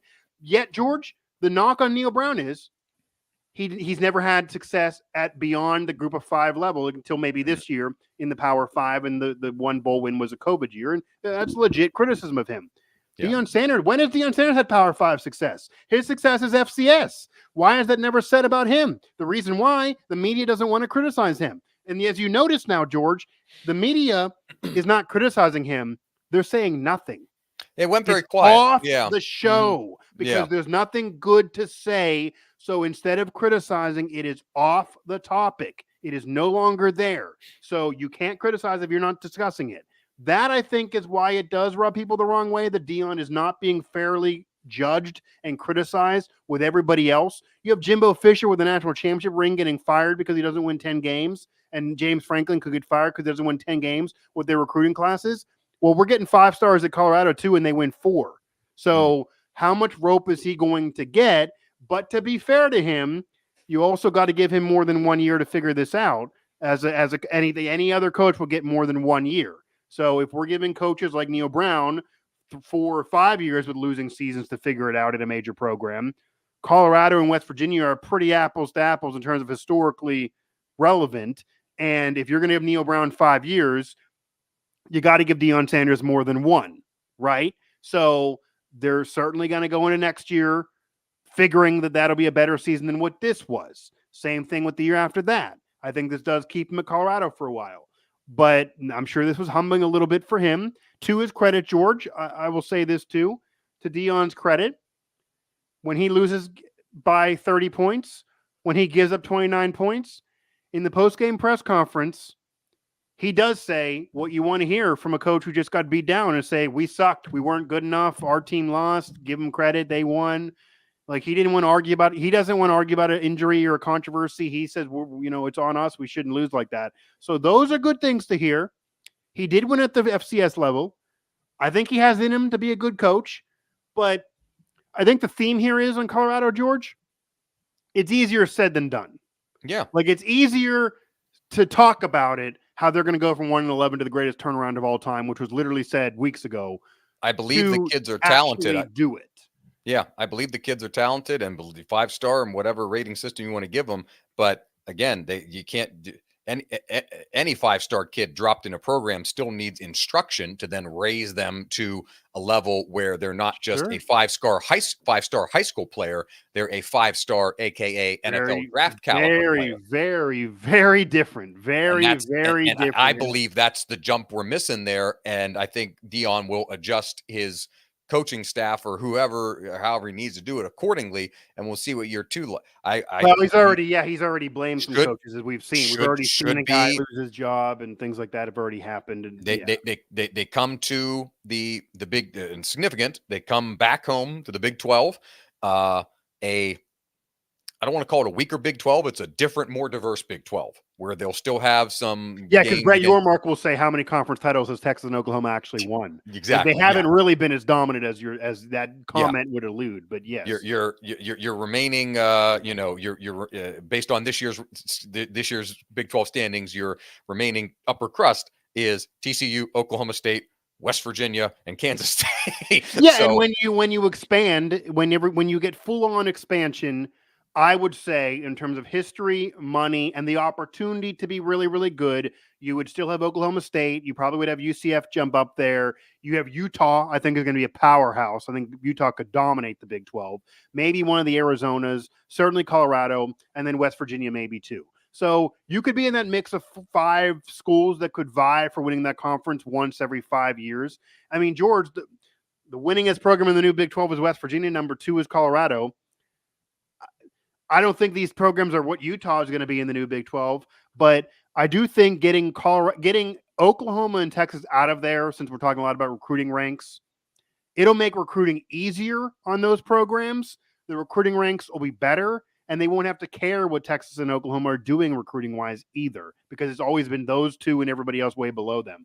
So there will be an opportunity for Colorado with Deion, with the money, with the cachet, and some history to be able to be a relevant program in the Big 12, maybe an easier road than what we're seeing now in the Pac-12, even though the Big 12, also to be fair, the Big 12 was better than the Pac-12 last year. So these things do bounce around, but based on the way things currently are, it'll be easier. So we'll see. But again, easier said than done. And George, Deion might be thinking to himself, okay, I go to the Big 12, Oklahoma and Texas aren't there. I'm going to clip off Big 12 titles.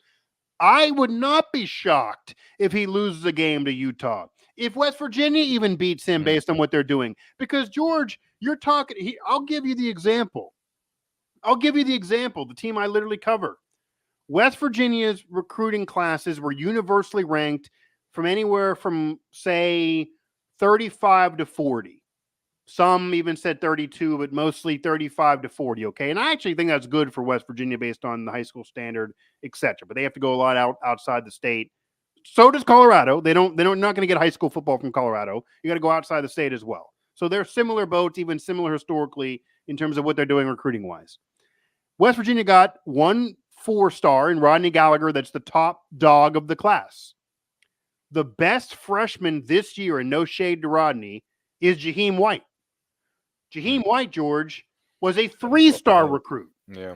What happened is he got onto a team And this is perfect for him. I'm not saying it's perfect for the program necessarily, because some would rather have maybe a different guy there, but he got on a system that had an offensive coordinator that was a run game coach. It was a run first offense. Neil Brown was willingly going to go back to the mobile quarterback and go more run first than he even was a couple years earlier.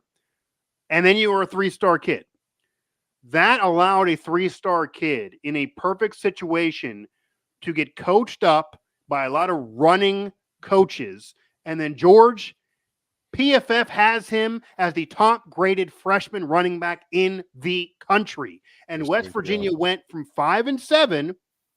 Everybody wanted everyone gone, and that was below the standard, to now, as we're speaking, on the verge of 8 wins and 9 if they win the bowl game. And every matchup I'm seeing, they're going to be favored in that bowl game, by the way.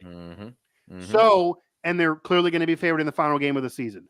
So if that occurs, a major piece of that was C.J. Donaldson being hurt and also struggling in several games of the season, was Jaheim White, was Traylon Ray, who also is a 3-4-star fringe player. Even Rodney Gallagher and his impact this year as a 4-star kid.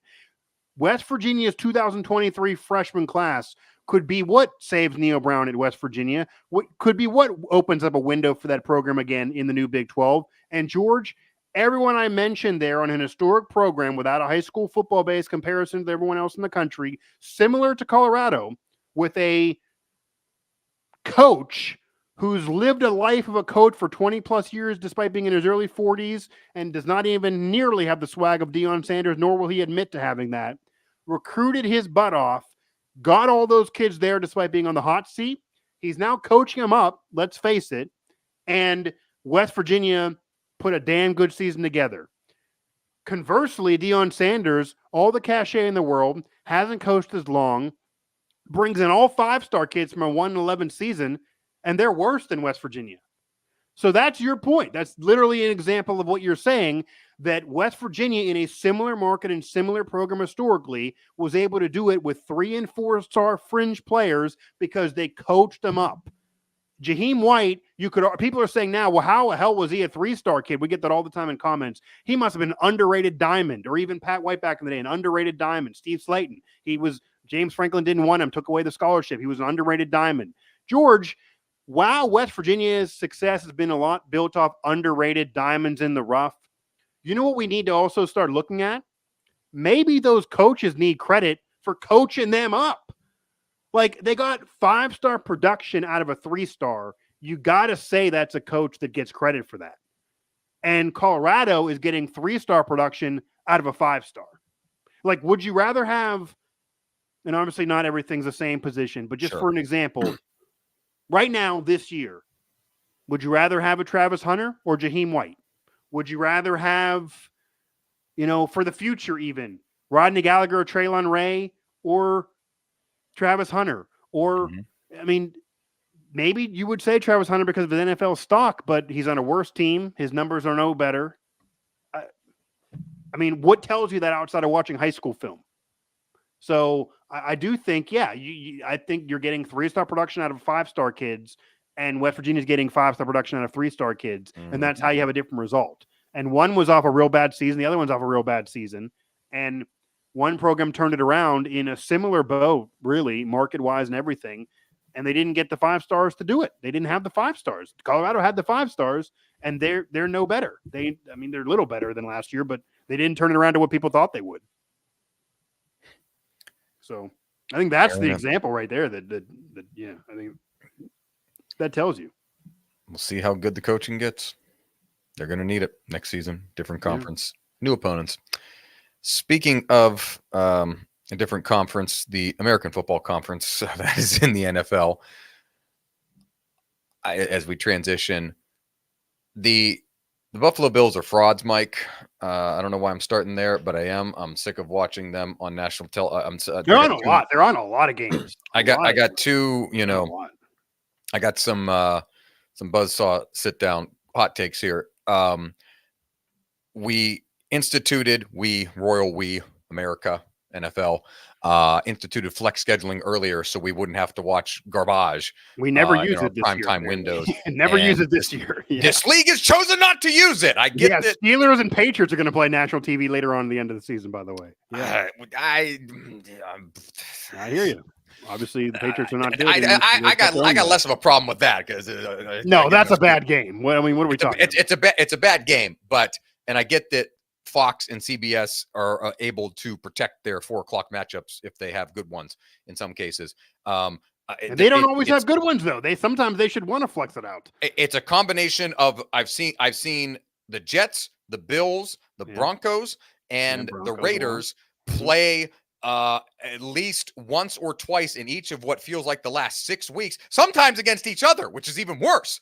Yeah, and it feels like multiple times against each other too, somehow. Yeah, and it's just and the team that I shout out to the Raiders amidst all their other problems.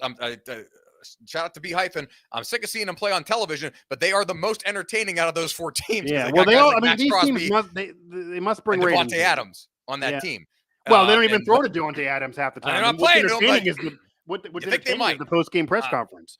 But flex out of these bleeping god awful games, NFL. We're late enough in the season, and you move it used to be weeks 12 through 16. Now there's 18 weeks, and you move the window, you bump the window up so that it's earlier. And I believe that you can even flex some of these Thursday games as we get further down here into the season, in the month of December. Start flexing the games, America. I'm sick of it, NFL. Second of all, I'm sick of people telling me the Bills. I'm done with the Bills. It's enough. Stephon Diggs obviously does not want to be there. There were rumblings in the offseason before we started that he was unhappy with Josh Allen. Everybody's like, "Oh, don't pay no mind, blah blah. Let's go Buffalo." And it's kind of, I'm not saying anything or accusing anybody of anything here, but it's borne itself out here because he looks pissed. His brother is tweeting about it and saying that he needs to get out of there. Josh Allen has reverted to year 1 mistakes now in year 4 or 5 of whatever this is of his career. He's obvious he is not as good marginally, not like he sucks, but like he's not as good now as he have no other option. I mean, it's not like they can get rid of him. Well, no. I'm saying he's not as good now as he was under Brian Daboll. Let me finish my point. When he was there, and of course, Brian Daboll leaves. So maybe there's some coordination issues there. Maybe that's part of what Stephon Diggs is pissed about. But it's just enough of showing me this team. Jordan Poyer injured, or they've got injuries. They're banged up and everything like that. This is not the Buffalo. They peaked in that game against Kansas City in the playoffs, and that's it. That's the end of it. You're not going to circle the wagon? Well, can I? No. How about this? Since you just gave a buzzsaw rant there as the howitzer, I'd like to now give a rebuttal. Yes. Because obviously the Buffalo Bills do not smell like a Super Bowl caliber team this year, and the window that you're talking about of Josh Allen's career of this 4 or 5 year stretch, which included a lot of great playoff matchups, etc., was supposed to eventually get them there. There's a lot of dark period from Jim Kelly to now, but this is the best quarterback they've had since Jim Kelly for sure. This feels like the best opportunity. They not only bring in Stephon Diggs, but they also brought in Von Miller after he won his ring with the Rams, and prior to that, Denver. They brought him in as like a hired gun. He's kind of been injury plagued. Granted, they haven't really addressed the running back position, which I know you don't want to pay an elite RB, but they need some running game production there. They haven't really had that. And then defensively, the defense hasn't been near what it was before. So, George, when they were competing with those teams you're mentioning, Patrick Mahomes and the Chiefs, Joe Burrow and the Bengals, and people were saying, okay, these are great matchups. You win some, you lose some. We're not going to worry about it because you're one of the 3 best quarterbacks in the conference. You'll eventually get there. They had a great defense. So my defense of Josh Allen is twofold this year. Number one, he's made costly mistakes. He's not nearly been good enough, and he's been worse. However, his defense is worse than he is in terms of making mistakes. Yes. Fair. 100% so his defense, regardless, even if he was playing like he did 2 years ago when he was an MVP candidate, this defense playing like this, they would not be winning any kind of championship. This defense is the biggest problem, and you're not going to get rid of Josh Allen, but you can fix the defense. Von Miller's going to eventually retire. Jordan Poyer got a big contract, but he can't get healthy. But there's other pieces that are problems separate from just those 2. Buffalo traded for Rasul Douglas, who had an interception this week. Right. As well, that was part of it. Yeah. You lost him from Green Bay. Yeah. Former Mountaineer. But yeah, that he's an impact guy. He won a couple games for Green Bay by himself last year. He can get late game picks. That was, I think, a very underrated trade, actually, in a deadline that was kind of boring in comparison to a lot of hype entering it with players that were rumored, and Stefan Diggs, one of them, actually, because there are rumors again from even a year ago that he wants out of Buffalo because of the situation with Josh Allen, and there's weird social media posts, etc. There feels like there's drama there. The defense is worse. They're not going to win a championship. However, George, I saw a graphic that was put up that I also think this narrative around Josh Allen, maybe of people saying he's no longer elite or he makes too many mistakes, or I've even heard the defense from some, which I was almost going to make before I heard this, that we have seen a quarterback do what Josh Allen's done and be Josh Allen and win MVPs and win a championship before, and that was Brett Favre. He's basically the Brett Favre of this era. But there are people saying that unlike that era, this is an efficiency era. You win with Geno Smiths of the world being efficient without gaudy numbers. Less forgiveness of the mistakes. You can't make those mistakes. Brett Favre throwing 500 picks with his 500 touchdowns would probably not work in this era. So that's fair. It's a different era, even though it is a similar body work between him and Favre. However, what I will say to that is I still think the narrative's wrong on Josh Allen a little bit, because I think you would agree with me that as we're speaking, Lamar Jackson is an MVP candidate, correct? Yes, correct. Okay. So as we're speaking right now, pass touchdowns, Lamar Jackson 12, Josh Allen 19. And I understand Lamar Jackson does more than just throw the ball. I understand that. Rush touchdowns, 5 Lamar Jackson, Josh Allen 7. So Josh Allen has more than the guy who does everything. Turnovers. You're telling me there's too many that are costly for Josh Allen, and I understand that's been bad, and that's why they lost some big games that are national TV, so it gets in everybody's memory. Josh Allen, 14 turnovers. Lamar Jackson, 11. Total QBR, and this, by the way, is a graphic from November 19th, so this is very, very current. Total QBR, Josh Allen, 72. Lamar Jackson, 62. So I am in no way saying that Lamar Jackson is not deserving of being an MVP candidate, because he is doing a lot overall. And I understand that does not speak to yards and completion percentage and things like that. But if we're talking touchdowns, if we're talking even turnovers, Josh Allen only has 3 more turnovers despite way more scoring drives and touchdowns, whether it be on the ground or through the air, and a better QBR, which is overall play in terms of how they're evaluating it analytically. So my question to you, George, is even though he's not been good enough, has made some costly mistakes, and they're not a championship contender, and he has regressed, does that not speak to the narrative running amok a little bit? Because that makes Lamar Jackson not look like an MVP candidate off of what you're saying. There is nothing there that defends Lamar over Josh Allen except for picks, and they're separated by 3. Not 15, not 10. It is 14-3, and that's overall turnovers, so not just picks. So, which is why for me it goes back a lot to scheme. And you know what the one difference between those two is? Defense. Lamar has a great defense. Buffalo does not. But that's not Josh Allen's fault. No, defense not. But scheme again. And I look at the game where, the Monday night game a few weeks ago, where they're down to kicking a field goal at the end, and they think they win, and then they commit a penalty, and they got to move back.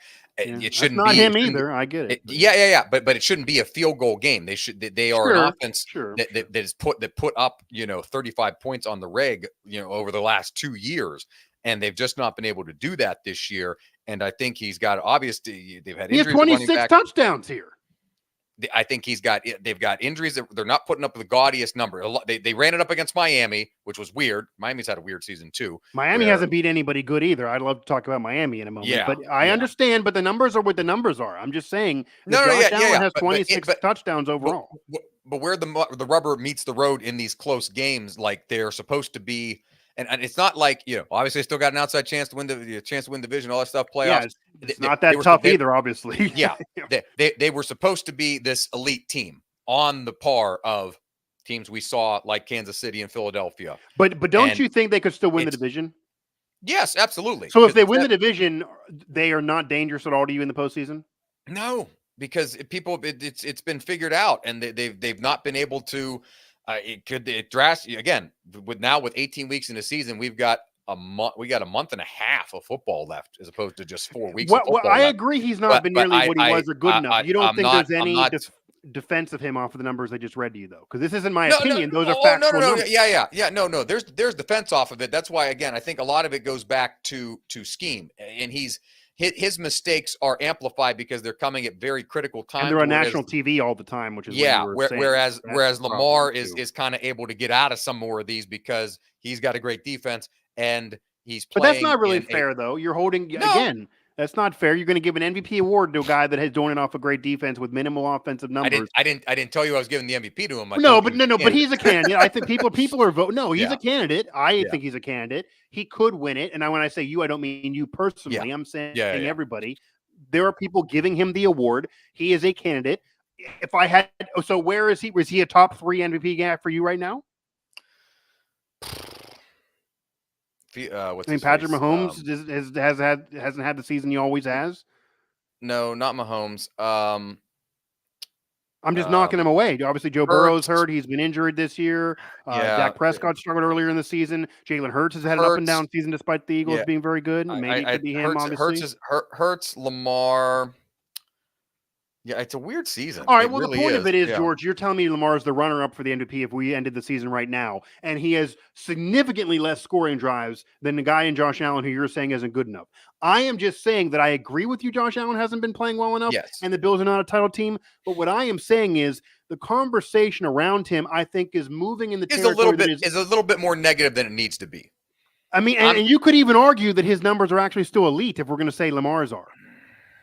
Based on this season standards, the bar is a little bit lower because we don't have Aaron Rodgers. I understand, but if you're giving me the runner-up MVP numbers versus Josh Allen mid-season, for you, George Gerbo, that's while we're talking in November. I'm going to find it hard pressed to believe that Josh Allen, if he has a 26 to 17 touchdown edge right now, I am confident he will win that battle and have more TDs than Lamar Jackson at the end. By the end of the year, it's quite possible, especially because of the type he's already leading in it. Especially because of the type of division Lamar plays in, and they play in a relatively weak division. Although you could argue Lamar's taking advantage of the Steelers QB issues, the Bengals without Burrow, and then the Browns mess too. But Lamar also has been, and now again down 3 guys.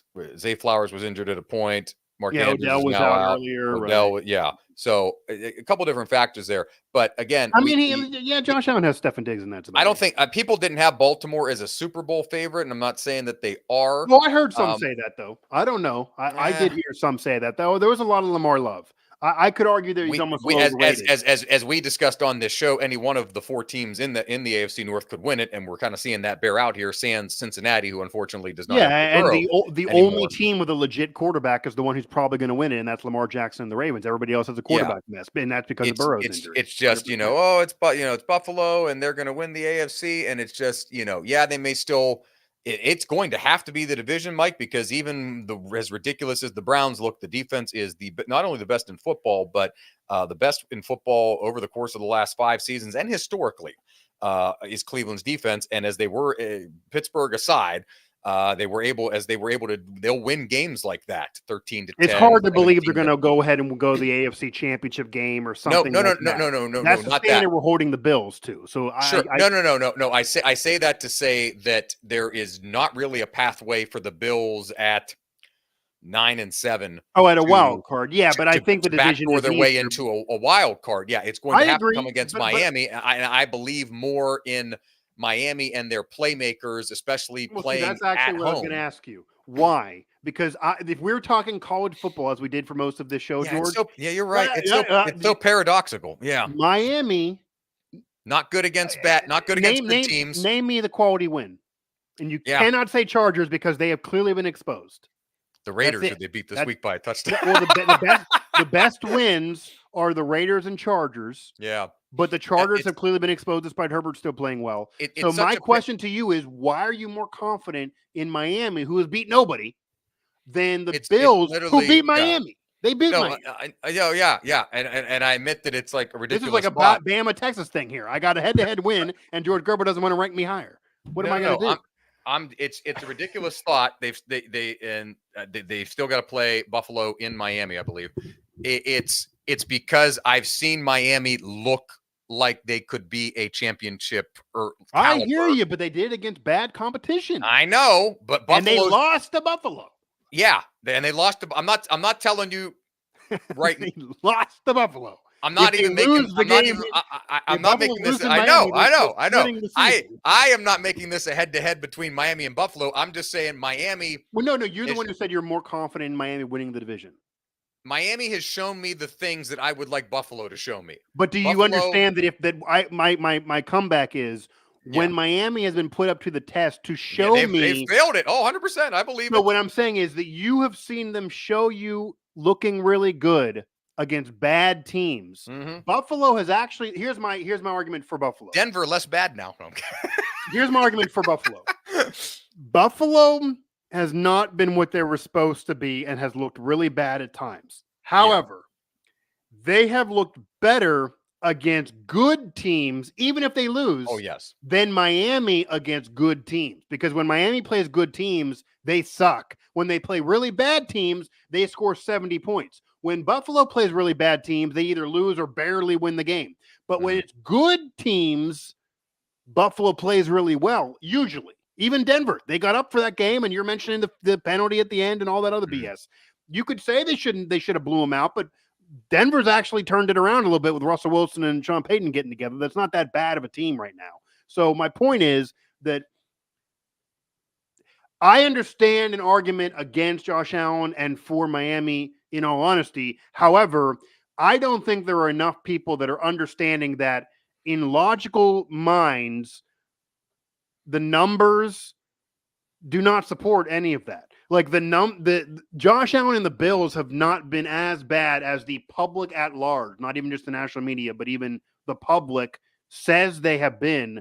And the head-to-head means nothing for the public, but yet they want Buffalo killed Miami. It was not close. 48-20. Yes. That's killing them. That's a significant win. Beat them by 28. It's a weird paradoxical season because I'm just saying. Miami can Buffalo apparently. Miami can beat the bad teams, which you're supposed to. Can't beat the good teams. Okay, but I don't know if they can win the division that way. That's and at this current point, if they ended up tied, obviously Buffalo has a tiebreaker. They do not play again until the final week of the season, December 7th in Miami. Right. Buffalo, in the inverse, has struggled to beat bad teams. Patriots beat them by 4 points. Barely beat Tampa Bay only by 5. Should have beat Denver at home and did not. Denver beat them. The Jets beat them on opening night. Jets are now a bad team, but if Aaron Rodgers opening, whatever. But they've got losses. They've got Jets is a bad loss.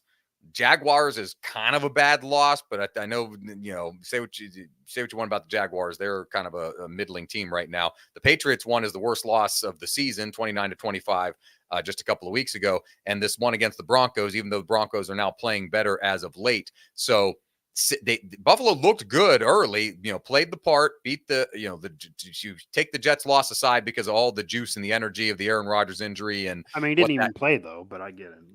No, but just like you felt the rallying around and the punt return for the touch. It was a moment. Monday night, it was a moment. 9/11, all the other stuff there. Yeah. Okay. They beat the Raiders like they're supposed to. Whip up on the Commanders like you're supposed to. Whip up on the Dolphins like you're supposed to. And then it's been a lot of mid. 14-9. Yeah, but same with Miami has nothing good. They're all mid if they're talking about wins. Yeah. But Miami's beating the teams they should, and they're not beating the good teams. Buffalo is now in the last month and a half of the season struggling against pedestrian middle of the road teams. And my biggest point again, unless you consider Miami a good team who they beat. I hear. No, I'm saying in the last month of a half. In the last month and a half, they're struggling since the beginning of sure, but okay. If we're gonna go last month and a half, then you're taking out the 70-point win for Miami because that was earlier. Yeah. And Miami's whole season is beat the bad teams, haven't beat the good teams. Yeah, Buffalo is we beat everybody we should, good and bad, early, and now we're like just in this middle of nowhere. And again, Allen aside, I think it goes back to play calling and strategy there. I just think that if they don't have a good year and don't win a championship this year, or even don't make the playoffs, that the entire conversation is going to be about Josh Allen. I get him being the quarterback. I mean, that is an incredibly unfair thing because the defense is why his numbers are not nearly as bad as people think. That's my point. That is my point. His numbers are but not as bad as people gotta, think, and the defense is really bad. That is the two things. they've got to be able to score more than 20 points in some of the 23 I points in understand, some of these but games. there are other teams that Baltimore Ravens, for example, Lamar Jackson is not having to score 20 to win games, and he's going to win MVP award to some. That seems. I mean, these two are compared a lot because of similar styles, and it is not even close if we're putting them head to head here on what their numbers are. The only advantage is, and wins are not a quarterback stat. Baltimore Ravens are a much better team because the defense is way better. They have more of a running game. Buffalo holds Cincinnati. Still had Joe Burrow. Like if you put Lamar on the Bills, do you think his numbers are any better than Josh Allen's? Probably not. No, probably worse. Right. Buffalo holds Cincinnati. The defense has been an issue, but I will say again, I got more of a problem with this is a team that showed us, and also this season, that it can score 30 and 40 points at a time, and that it's a high-powered offense, and that something is missing on offense, and I believe there's a disconnect. Well, they fired their offensive coordinator. They fired Ken Dorsey, and we'll see if that makes any changes. But I think there is a disconnect between Josh Allen and Stephon Diggs, and we're seeing it play out here a little bit quasi on social media, and we'll see if they can resolve that.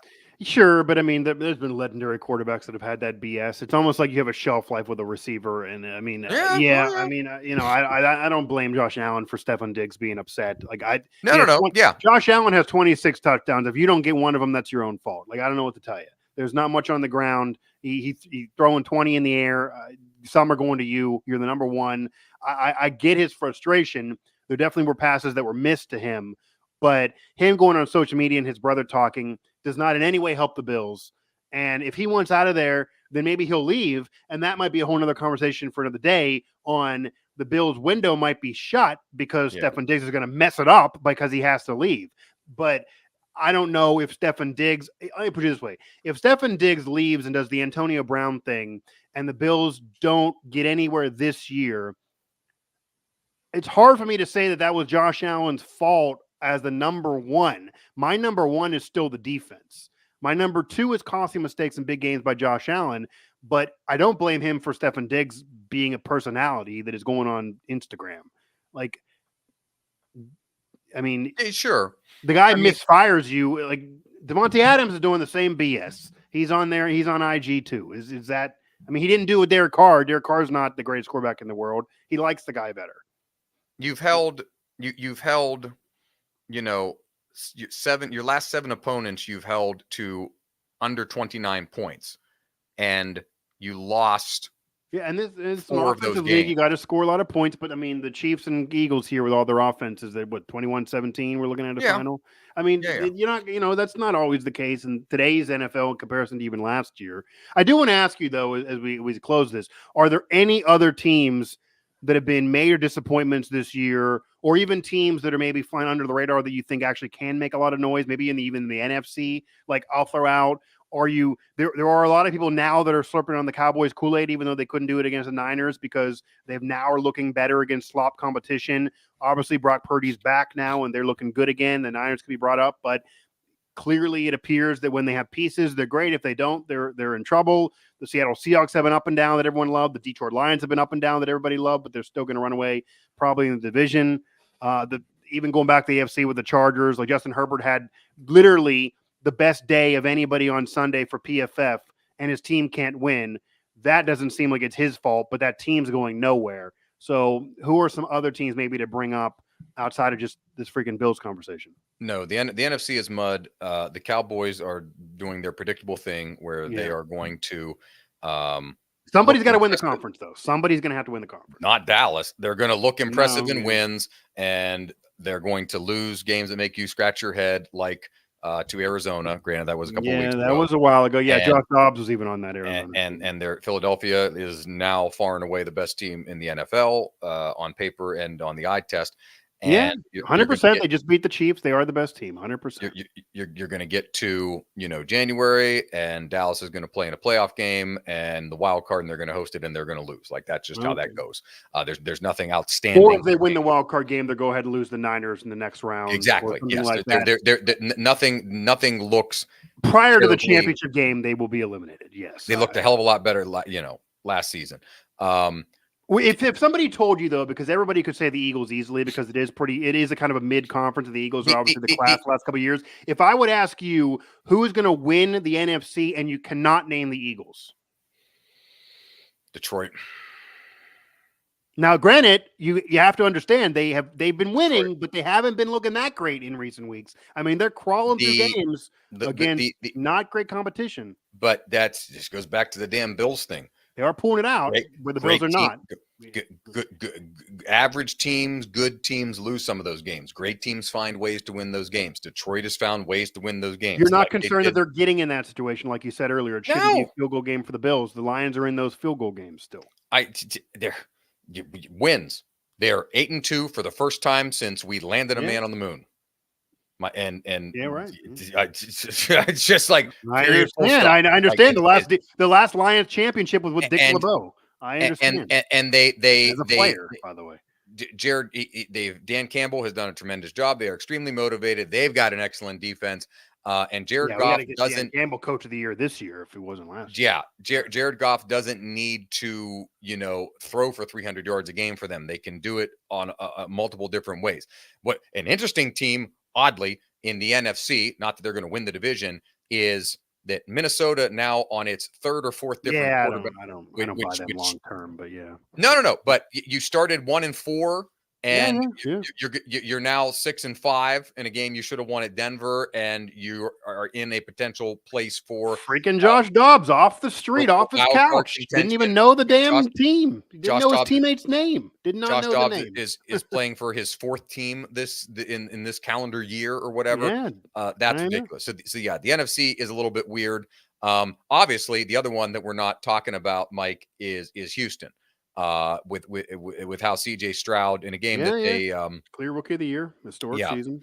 Kind of had his first kind of hiccup setback a little Nobody bit thought they would be good at all. Right. But no, the way D'Amico Ryan's first year head coach, Ohio State quarterback, which always has that knock going for you. Yeah, he might be coach of the year over Dan Campbell, but yes. I mean, those are your guys, and they're still a game behind the Jaguars. I don't think Jacksonville is as good as their 7-3 record indicates, but Houston is a wild card contending team, and that is something that nobody saw going into this season. Yeah, they 100% are. I think they're certainly years removed from having a real chance in the postseason. I don't see them making noise there, but even getting there or even really sniffing, like for example, you mentioned Detroit. Last year, Detroit had that win over Green Bay at the end. They weren't going to go to the playoffs, but it was kind of a big win type of thing that could carry into this season, which is why everyone picked them as a sexy pick.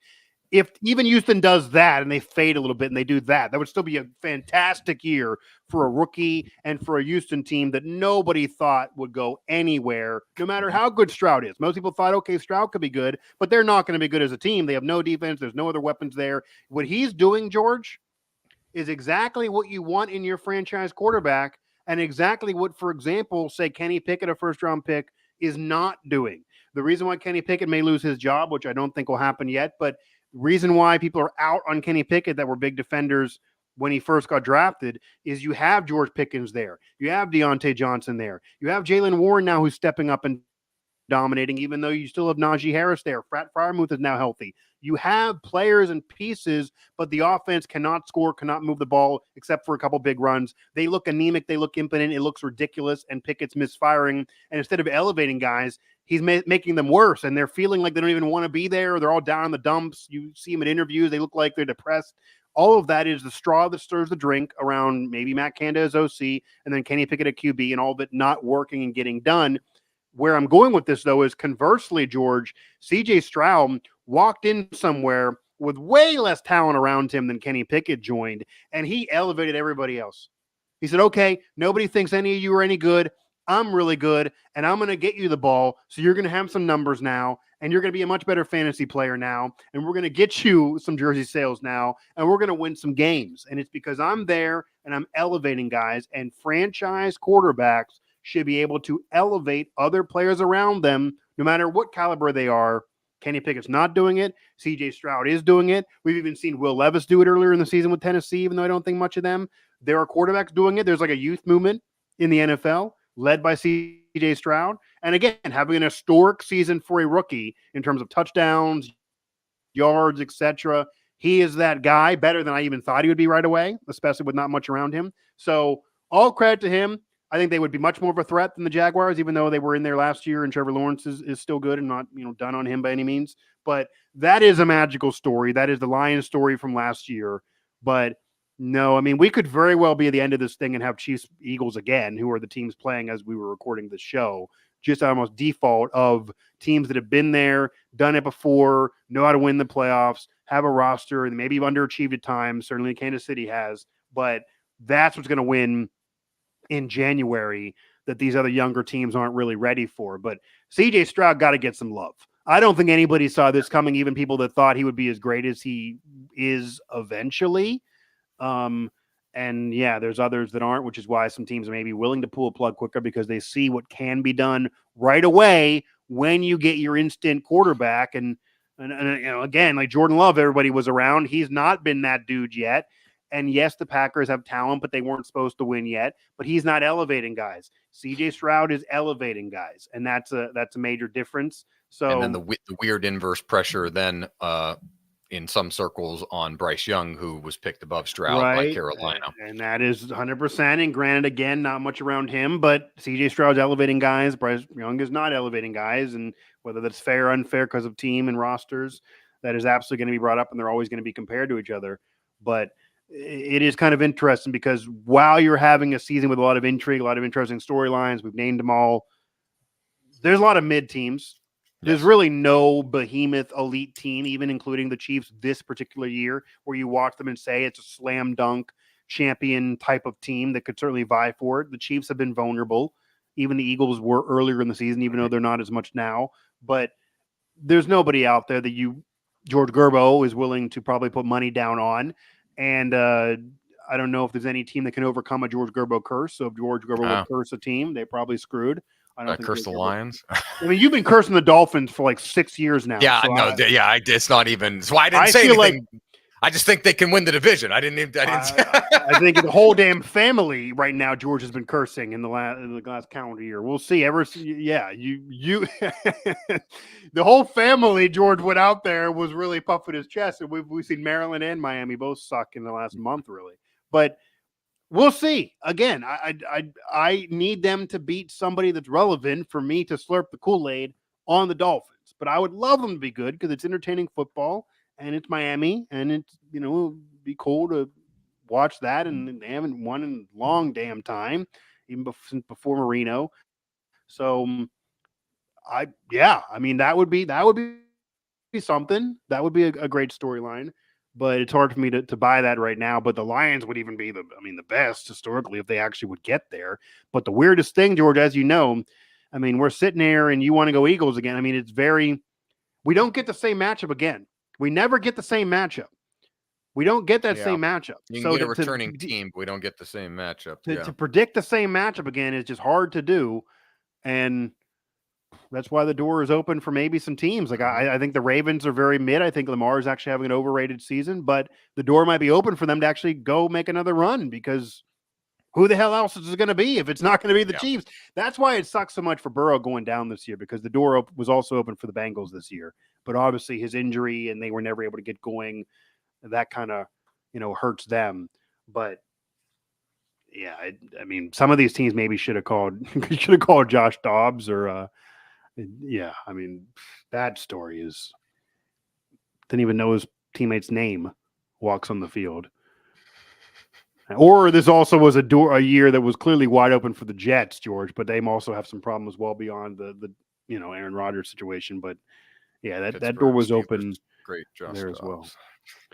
Yeah, well, he was there originally. That'd be interesting to have him now. He's better than any of the Steelers' current quarterbacks in terms of how he's actually playing. Is Josh Dobbs, but yeah, nobody would have faulted them at the time for getting rid of him. Nobody expected this to freaking happen. And then the other thing that isn't talked about, I guess, enough because we're worrying about what's actually on the field. That'll be another day as well. Is are we watching Bill Belichick on the verge of breaking Don Shula's all-time wins record, getting fired? Is he going to get fired from a team that he won 6 rings with, or is he going to even part ways and try to go somewhere else with rumors to the Chargers, etc.? I'll stay away from the firing, but let me ask you one final thought: is because I don't think Kraft would fire him. I think I don't think so either, but there have been some reports suggesting that. But I think Kraft would take the personnel GM responsibility away from him. The question then, would Belichick continue to coach if he doesn't have full control over who his players are? I don't think so. But what I would do if I was Robert Kraft is I would go to Bill and I would try to, I think there's a way to broach it, George, where you maybe could convince him, because I also think Robert Kraft wants him to break Shula's record, which now seems like it's 10 years away if they don't start stacking some wins, even though it seemed like it was eventually going to happen. I think he wants him to stay with the Patriots as well. Again, they need to win more than what they're doing this year. But I think he wants him to stay too. And I maybe get another crack at this.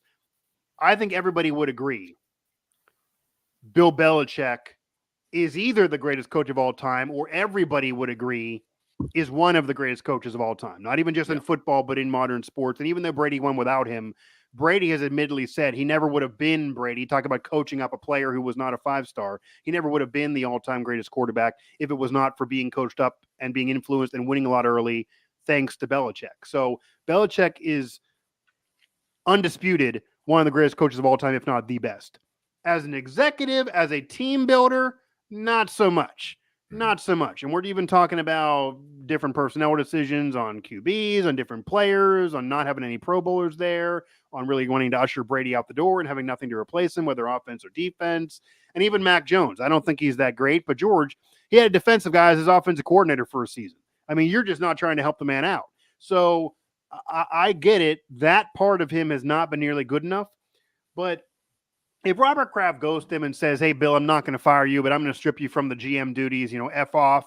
I want some credit here. You're lucky to have a job. If he goes in abrasive like that and is pissed off from the Brady scenario still, then no, I think Belichick would flip him right off and would say, just unload me or I'm going to quit. I'm going to go ahead and be the Chargers head coach because that's been in rumors. Maybe Washington with the Commanders have been in rumors. There's other jobs that have talent that he could go to that certainly would want him, whether it be for cachet or building up the team.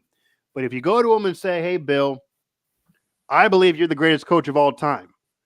Do you know why you haven't been able to display it as much the last couple of years and why people are downing you a little bit after Brady?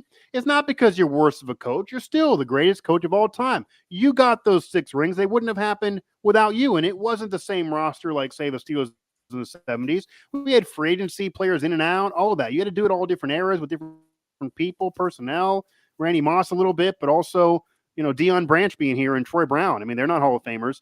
It's on you. You're the greatest coach of all time, but you've had a lot of stress. You've been stressed out, a lot to do. It's a big job to be the greatest coach of all time and then also to be the freaking GM of the team. I want to take some of that off your freaking plate, allow you to just coach as the greatest coach of all time. We'll get somebody else to do it. You can still be in the know, in the meeting. We'll talk to you as well. You're still part of it. And then let's just go at it again and try this anew. You can maybe try to massage the ego a little bit and talk to him that way. But if I had to predict, I'll make this hot take for you as we end the show, George. Okay. I agree he won't be fired because of the illustrious resume that he does have that did not exist with that franchise prior to him. If I had to bet, he's not coaching the Patriots next year. He is coaching someone else next year. Wow. And I do think he is coaching the Los Angeles Chargers. Wow. They have been, and I will tell you, George, if I am Belichick's advisor, if I am Belichick's advisor, or I'm a family member or a friend or a confidant of Belichick, what I would tell him is, look, Brady won his other ring outside of here. He joined a stacked team despite him being great, and then they won. There will be no shame in your game if you have to leave out of here to go get that 7th ring elsewhere. And we are seeing the Chargers have a number 1 graded QB game in, game out, analytically, eye test, old head, young head. Everyone loves Justin Herbert, right? Have you ever met anybody who doesn't love Justin Herbert? Okay.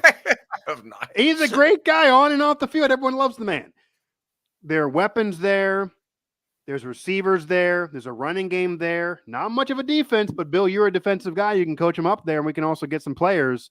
That screams built for Belichick for like a 3 or 4 year run with a quarterback that is already in place. He does not need to worry about coaching up Mac Jones anymore. I think, and if he wants to go to the Commanders, that would be fine too. But I think the Chargers are a much better team to join right now because of the QB play. I just think he got to leave if he wants to win another ring. He can still get the Shula wins. And George, I know he coached the Browns first, so he's already been with multiple teams. Shula was with the Colts and then left and was with the Dolphins. It isn't like there's any rule that you got to do it with the New England. So if that roster with New England, George, because it was built by Bill and he sucked as an executive and a GM, that roster is not good enough next year, the year after that, certainly this year. That roster is just not good enough. If he wants to go somewhere and win big and prove himself and save his legacy, he goes somewhere that has a better roster and then truly coaches them up and proves why he's a 6-time champ. So I don't think he'll be back next year. I think they have a mutual parting of ways, and I think he's with the Chargers. And then I wonder what the Patriots would do. I do wonder who then would be the Patriots head coach. Okay. Do they try to poach somebody? Do they try to steal and use their money in cachet? Do they try to grab Mike McDaniels or somebody? Hopefully, it's not a freaking Josh McDaniels experiment because he's certainly available. God, not that again. And they loved him there. He was an OC. He was getting it done as an OC. Put that on my list with the Bills and the people on Monday night. Josh McDaniels should never have a head coaching job again. We've tried it 2 times, 3. Denver Raiders. No, the Raiders are way better without him. Yeah. No more head coaching jobs for Josh McDaniels, not even in college. No more Matt Patricia. Oh, I think college. You're not even college. No. I heard Brady Hoke was coaching at San Diego State or whatever. Found that out this week because he's retiring. Just none of these. The Belichick assistants, Bill O'Brien, no more. You know where Josh McDaniels would fit Romeo really Crennel, well? You know where Josh Weiss. McDaniels would really fit really, really well?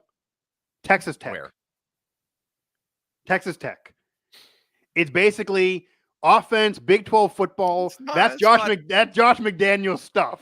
Josh McDaniels could go 7-5 in the Big 12 with Texas Tech, 100%. He had Derek Carr and Devontae Adams, and yeah, but he didn't like Devontae Adams personally. If you talk to Devontae, or apparently Adams. Derek Carr because he got.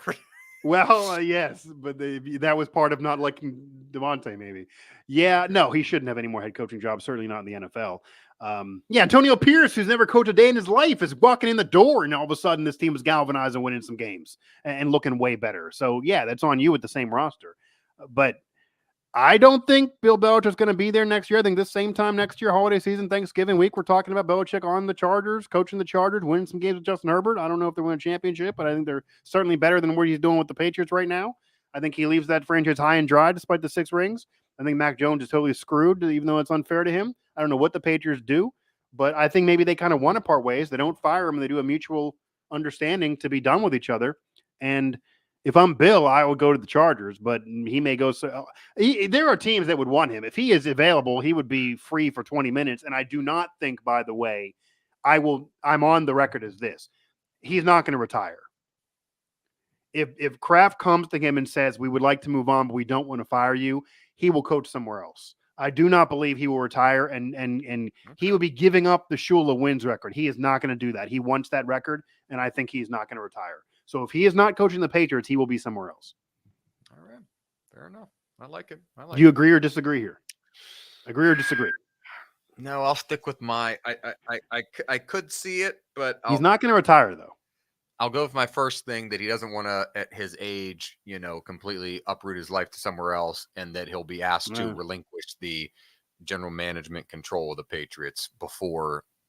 He won't want to do that. He's vibrant too. He's married to a young woman. It doesn't matter where he's not living life for a 70-year-old man. He's vibrant. You ever seen any videos with him dancing at weddings? No, I know he's got that house on Nantucket. He's like 45 years old in his heart. He's fine. Once you get in that. He stays in New England, George. Culture, it gets into you. Old man in the sea. I mean, it's he wasn't from there. I mean, I know. He's from Annapolis. He's from Maryland. So right. And he coached in Cleveland. He was Michigan State with Saban. Like it's not like he's always been in New England. But I could see if you want to wind it down and he looks like New England now. George. He's dealt with Annapolis. He's dealt with Cleveland. He's dealt with Ann Arbor. He's dealt with East Lansing. He's dealt with those areas up there in Michigan, not Ann Arbor, but East Lansing. He's dealt with New England. He wants warm weather. He wants warm weather. All right. Sunny beach bill. And yeah, okay. You know what you want to do Indianapolis? Okay. Who's one of the pro teams those people like that'll have a head coaching job open? It's not the Ravens. They're good. Yeah. The Commanders' job could be open. They got a lot of new ownership that are sexy, that like sexy picks. And if they have a meeting with Magic Johnson, that's actually one of the rumors that I've heard in the past. Well, I'm sure you living there have heard it, but nationally speaking, it's both. It's been them and the Chargers. But I could see that too. If he wants to go home, I don't know this to be true, but that might have been the team that he grew up loving. Maybe he rooted for that team as a kid. It might have been the Baltimore Colts because they've probably still been around, but obviously he's a big fan. He went to the Naval Academy, big fan of the Naval Academy. It's all hearsay who he was rooting for, but I don't know. I mean, I could see that too. That would still be him leaving. I could definitely see that. Sure. And I think the standard would be lower there. Like if you're with the Chargers and Herbert, you're expected to win a division. If you're with the Commanders, he takes them to the playoffs. He's getting a statue out there. Yeah. So, and I could see if they asked Magic Johnson, his say so, even though Harris is the majority, he would certainly love the cachet of Bill Belichick, and they would pay. So I could see that. Maybe he's moving. Maybe he wants to move back home. I could see that too, but I don't see him staying in New England. I think they're parting ways. All right. I like it. I like it. I think they're parting ways. That will put a bow. Sam Howell. That gotta be hard knocks. Big guy, he would get rid of Sam Howell on this edition of. Gotta be hard knocks. Is he better or worse than Mac Jones? I mean, that's what we're dealing with here. Honest to God, he's better than Mac Jones. Then he's improving. Then that's what I'm saying. Okay, no, he got to go to Herbert, man. You would pick Sam Howell over Justin Herbert would be ridiculous. L.A. over. I mean, I like the DMV, but get out of here. No. L.A. and Justin Herbert over the Commanders and Sam Howell any day of the week. Traffic might be better in Los Angeles too. Yeah, you could argue that too. I think you can get Belichick on a chopper if we need to. Just helicopter him over everywhere. Get him on the Jim Harbaugh plane if we need to. That will put a bow on this edition of the Howitzer and Buzzsaw Show. A reminder that you can find us wherever you get your podcasts, including on Apple, TuneIn, Google, Spotify, and more. Just search Howitzer or Howitzer Buzzsaw wherever you get your podcasts. And a reminder to check out the Hyphen Podcast Group at hyphenpodcastgroup.com and Hyphen Podcast Group on socials, a Morgantown, West Virginia-based podcast collective, podcast for the people. And the music you hear here on the HBS is always courtesy of the HPG leader, Kellen B. Conley. Check out his work at hyphennation.com. And of course, find us on social at Gerbo3, at Mike Asti 11 for myself, at House of Buzzsaw for the show handle. Again, everywhere you get your podcasts. And if you can't find us, you're just not trying hard enough. But this is a time where you should give thanks, not only the House of Buzzsaw show in your life, but for Thanksgiving, the greatest holiday of all time. Praise be to Thanksgiving. The time to give thanks, regardless of how your sports team is doing or what opinion you may share or what is annoying you in the sports world. It is about food, family, and football. It is about Thanksgiving. Just appreciate it, soak it in, enjoy it. Pump breaks on Christmas or the rest of the holiday season just now. Give it to Thursday and let Thanksgiving have its time. And actually watch a good Detroit Lions team play football, maybe. Too. About them apples. Rare. Yeah, about that, yeah. This has been the Howitzer and Buzzsaw Show, where we conquer the top 25 poor defenses and sports radio.